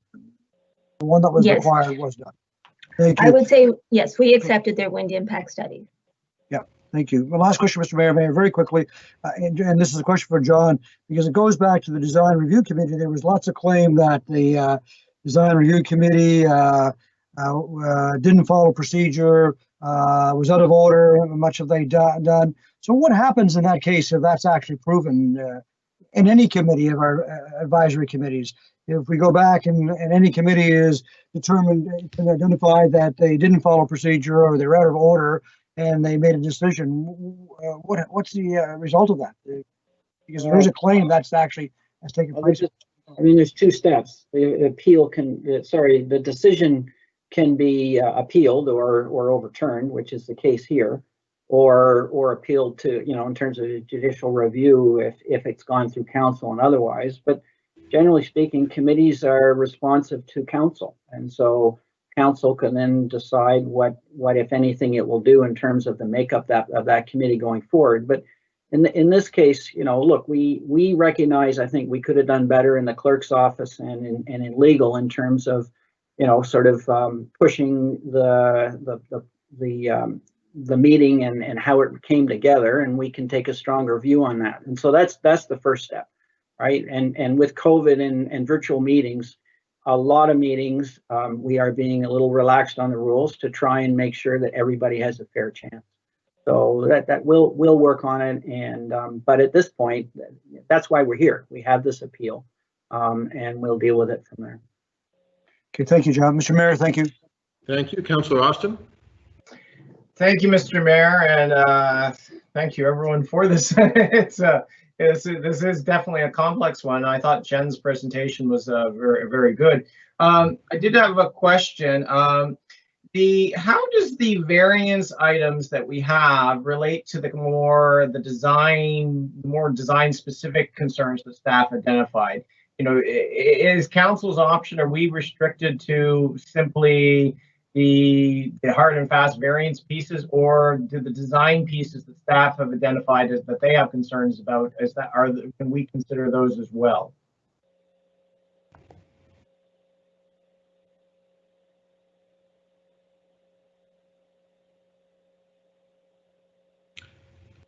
Is that for Jennifer, Sam? I think so. I mean, someone from planning, I would think. Yes, okay, through you, Mr. Mayor, to the councillor. Essentially, it's the entire decision of the Design Review Committee that's being appealed. And one of the things that Design Review Committee reviews is the qualitative elements of the design. So those were some of the slides at the beginning of my presentation where I went into the articulation and the animation, and that is something that is under sort of debate and discussion today. Okay, thank you for that. I appreciate that. And, you know, I'm leaning to where Councillor Mason is on this. I think the waterfront, it is the most important section of our city. I mean, this is our front lawn, not just for our city, but also for the whole world. This is very much our public face for so many people when they come to our city. It is a place where we do have to demand a high quality. And so when I look at this, I mean, going to Jennifer's presentation, you know, if I came home from school with something as much red on it as this, I mean, Okay. it wouldn't be. Oh, geez. This stuff is so slow. Hello? Richard, you're not muted. Go ahead, Sam. Oh, yeah, I was just saying, if I came home from school with something as much red on this as has been brought before us, I mean, that's not one that would be on the fridge. I appreciate that it's a hard site, but I mean, I think, you know, that tower width, I mean, I think that is problematic. Some of the other things that I think from a qualitative that our staff have identified that I think are also problematic. I mean, the shade over the public space that's going to be created, that parking level up above, I mean, that just sucks. It makes me think of the building that's recently been added to the D&D up there off Gottingen. When you get these big, long slabs, it really doesn't do much for the public realm. And this is a place that people are going to see this from far away. They're going to see it from down the boardwalk. They're going to see it on the water. It's not something where it's, well, those upper stories are going to kind of disappear into the sky as much as it might on a street like Barrington Street, where we have parking on the upper levels of the Roy that also looks better than what is proposed here. The lower Water Street frontage, I mean, I think that's problematic. The corridors down. You know, I just don't think we've hit the mark on this. And when I think about HRM by design, I think back, I wasn't on council. I remember going specifically to that council meeting as a, you know, anyone in planning circles was following it quite closely when the Sky Halifax thing came before council. The council said, you know what, we've got a plan. It's a new plan. It's modernized. It's not the situation we've been dealing with so much else in the development world where we have plans that don't fit our current context anymore. That's not the case in downtown Halifax. We have a modernized plan, and this one comes, well, to me, there's not enough there to let this go through. This is going to be here forever, and it's on our most, pretty much anyway, it's on our most important public space in our city. We need to demand a high quality of design here, and there's enough here that I just don't think we're at it. So I'm inclined to allow the appeal, and then allowing the appeal doesn't mean that nothing's going to happen across the street. We very much, this is a site that allows development. So for the residents across the street, there's something that's going to come here, but it should be something that fits our plans and is a high quality design. And I think this one doesn't quite get us there yet. So that's where I'm at on this. Thank you. Thank you, Councillor Stretch. Well, thank you, Your Worship, and I want to thank Richard Zarowski for giving me a smile. First time in 4 hours sitting here this afternoon. That was good. I have to agree with, for different reasons, with Sam Austin. You know, he talks about the look of something and how this is important. Well, I believe it is important. But what amazes me is how in 4 hours, all the pictures here on this screen, all these little tiny heads now have more ability than Mr. Spatz and 70 years experience in the development business in this city. And I'm sure I heard Peter Bigelow's name mentioned with the Development Nova Scotia. There was a day that we took his opinion very seriously, and I still do. If that's the same Peter Bigelow, I think it is. And with all due respect, the solicitor said, and there's been a lot of information go on here today, but this comes down to opinion. Someone asked, I think Councillor Mancini asked, what is the next step if this is upheld or turned down? This is it. We are the checks and balances. And John Traves said, quite frankly, this comes down to opinion and interpretation. And in my interpretation, I see nothing wrong with what is in front of us. I think this is an opportunity to take a parking lot and put a world-class, to use the cliche, building that I believe, in my opinion, as a member of this council, fits fine. And I don't mean to go against the area councillor on this one, Councillor Mason, I'm sorry, but I do not believe we should allow this appeal. A lot of work has gone into this, and to stop right now in our tracks, I'm just not so sure.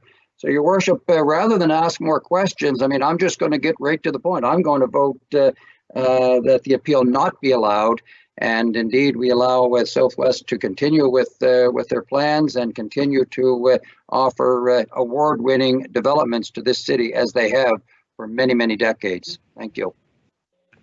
Thank you. Councillor Karsten.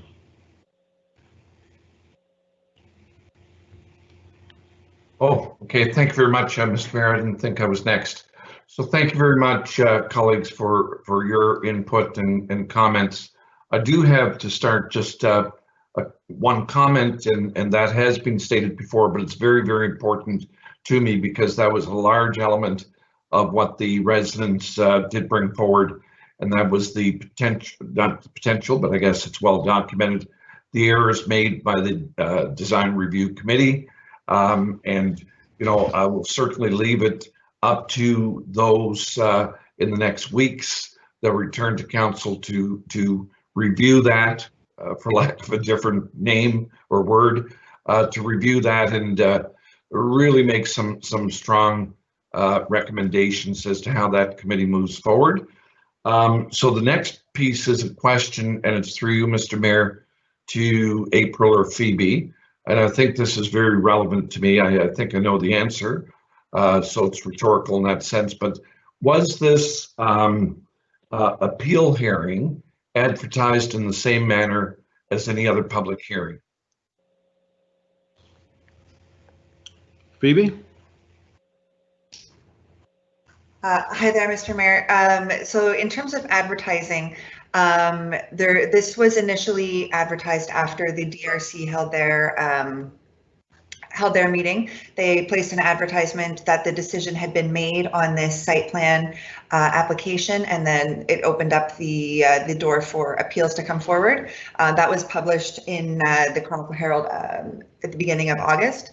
And then when it came forward to Regional Council, we do not place another advertisement. Our advertisement is essentially the agenda that goes out on Friday. Okay, so thank you for that clarification, Mr. Mayor. I wasn't sure of that, so thanks for having that in public record. And my time is going, but to follow up on that, could anyone in the municipality that had an interest in this particular site have registered to speak to this appeal, or is it only residents within a certain area? So it's the same as a variance hearing then. I see the councillor nodding.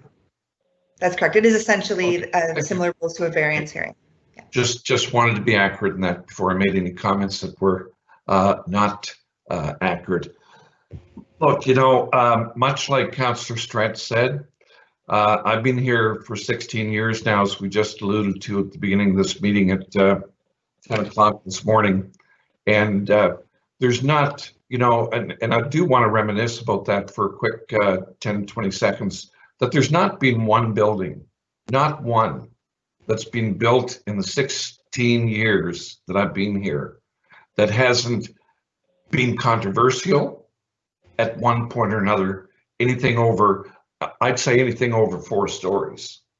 So when I look at the progress in this city and the success of this city, even though council has on occasion, made some changes, what we see in our city is a progressive city moving forward. And I would dare say that 70%, if not more, of the high-rise stock in particular that we have now has at one point or another been appealed. Now that it's built, make no mistake about it, people come here, as they will if this goes forward as it is now, and say, wow, what a beautiful entrance to this marvelous city. And I so often agree with my Dartmouth colleague, fellow that I have huge respect for and know that will do incredibly well moving into a second term, and that's Sam Austin. But I disagree with my colleague, my young colleague, when he says what we need is high quality of design, implying that this is not. And it was stated by Councillor on 3 or 4 occasions. I wish we could switch back to the design of this building. And in my humble opinion, yes, there's variances that have to go into this. And yes, the retail piece that Councillor Mason brought up. But I'm not so sure if we got that right. There are people that know a heck of a lot more about retail, and maybe we need to revisit that piece along that stretch of the municipality. So I'm going to vote against the motion that's on the floor right now, which subsequently is a vote against the appeal. Simply put, because it is my opinion that this will be another jewel in the downtown of Halifax. Folks, if we didn't approve, as I said, probably 70% of what's built now, what would we have? And right now, even considering that, we have what we know is to be, and no one wants to admit that it's not or suggest that it's not, we have a world-class city that's actually envied by many, many, many that come here and visit, and certainly envied by many people across the country. So I will be voting no to the motion on the floor. Thank you. Thank you. Colleagues, I'm going to see if we can finish this before supper, but if we get deep, I want people to be able to speak as much as they need, so I will adjourn, but for now, I'm going to see if we can keep moving on this. So Councillor Zarowski.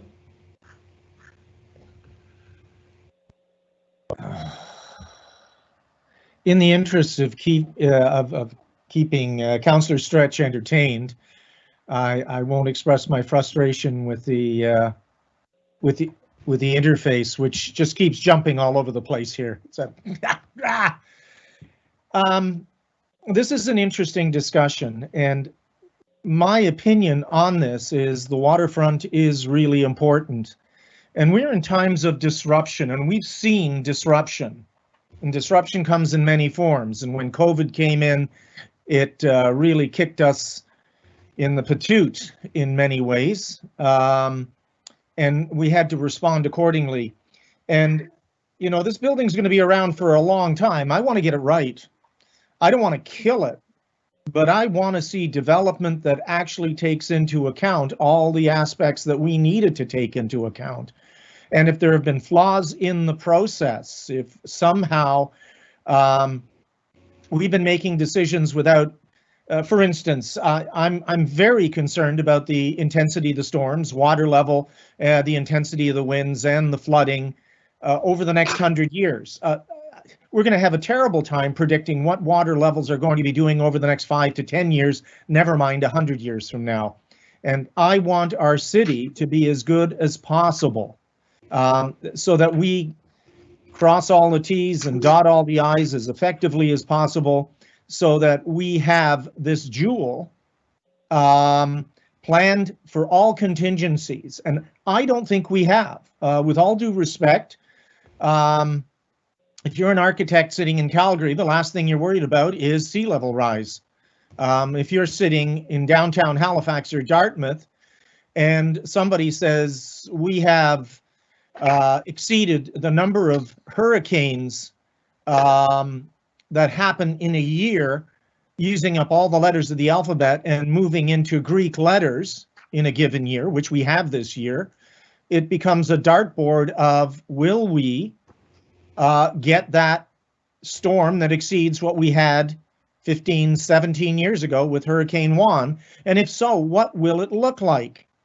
So I want to have the answers. I want to have the developer saying, yes, this is the datum we used. This is the information that we got. And this is what tells us what is going to happen as best as we can. Not, I can get you the information in an hour and you can't really plan on it. I'm going to compare myself to another building. I want to know the evidence that we have based on the best meteorological evidence, climatological evidence, and have a building that's going to last, that's going to withstand all these storms, because we are going to be getting them. And if they don't happen in the next 5 years, they certainly will in the next 10 or 15 or 20.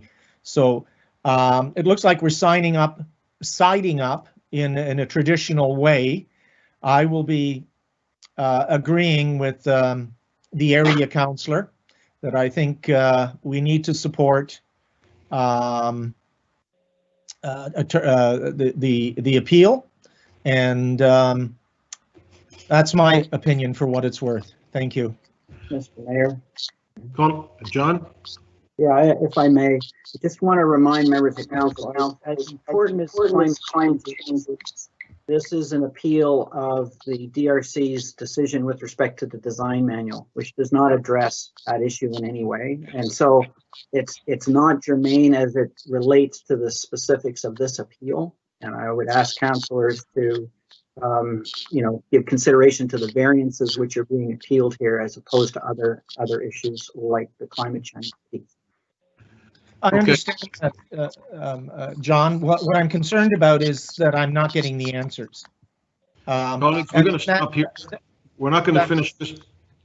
Okay. We're not going to finish this before we break. We have another 4 speakers, and there may be more that wish to speak after that. So I assume, John, that this is something we should not be talking to each other or to anybody else about over the break until we resume this discussion. Please. Right. Okay. Mr. Mayor. Councillor Karsten on a point of Karstenism. Yeah, thank you, Mr. Mayor. But very good point you raise. And we've been here once before, and this would be, if you could just also add, Mr. Mayor, that people shouldn't email us as well, because that's happened before. Is that correct? John?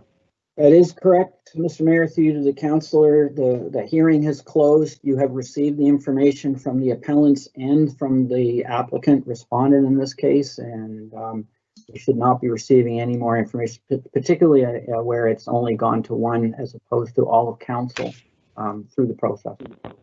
Okay, colleagues. So before the sign pops up on the screen, just for everybody who's watching and everything else. So. We will come back with our public hearings at 6 o'clock. We will then resume, since we've heard from everybody from outside of council who wishes to be heard from, we will come back to this after the public hearings, and then we will reevaluate where we are, and we'll try to entice people to stay with us instead of watching the Blue Jays or the debate. And then we'll decide when we break for the evening. We do have tomorrow scheduled in the book. So we'll try to get through the public hearings and this, and then we'll see where we are. Thanks again to everybody who's taken part, and I encourage people who have an interest in this to stay with us and come back after our public hearings, but we will break until 6 o'clock and we will come back. Thank you. Thank you, Mr. Mayor. And just a note to councillors and to anyone who may be watching online that we will be joining a new meeting at 6 o'clock. So we'll get you to follow your calendar appointments for 6 o'clock, and those online can go to the agenda page and a new link will be up there shortly.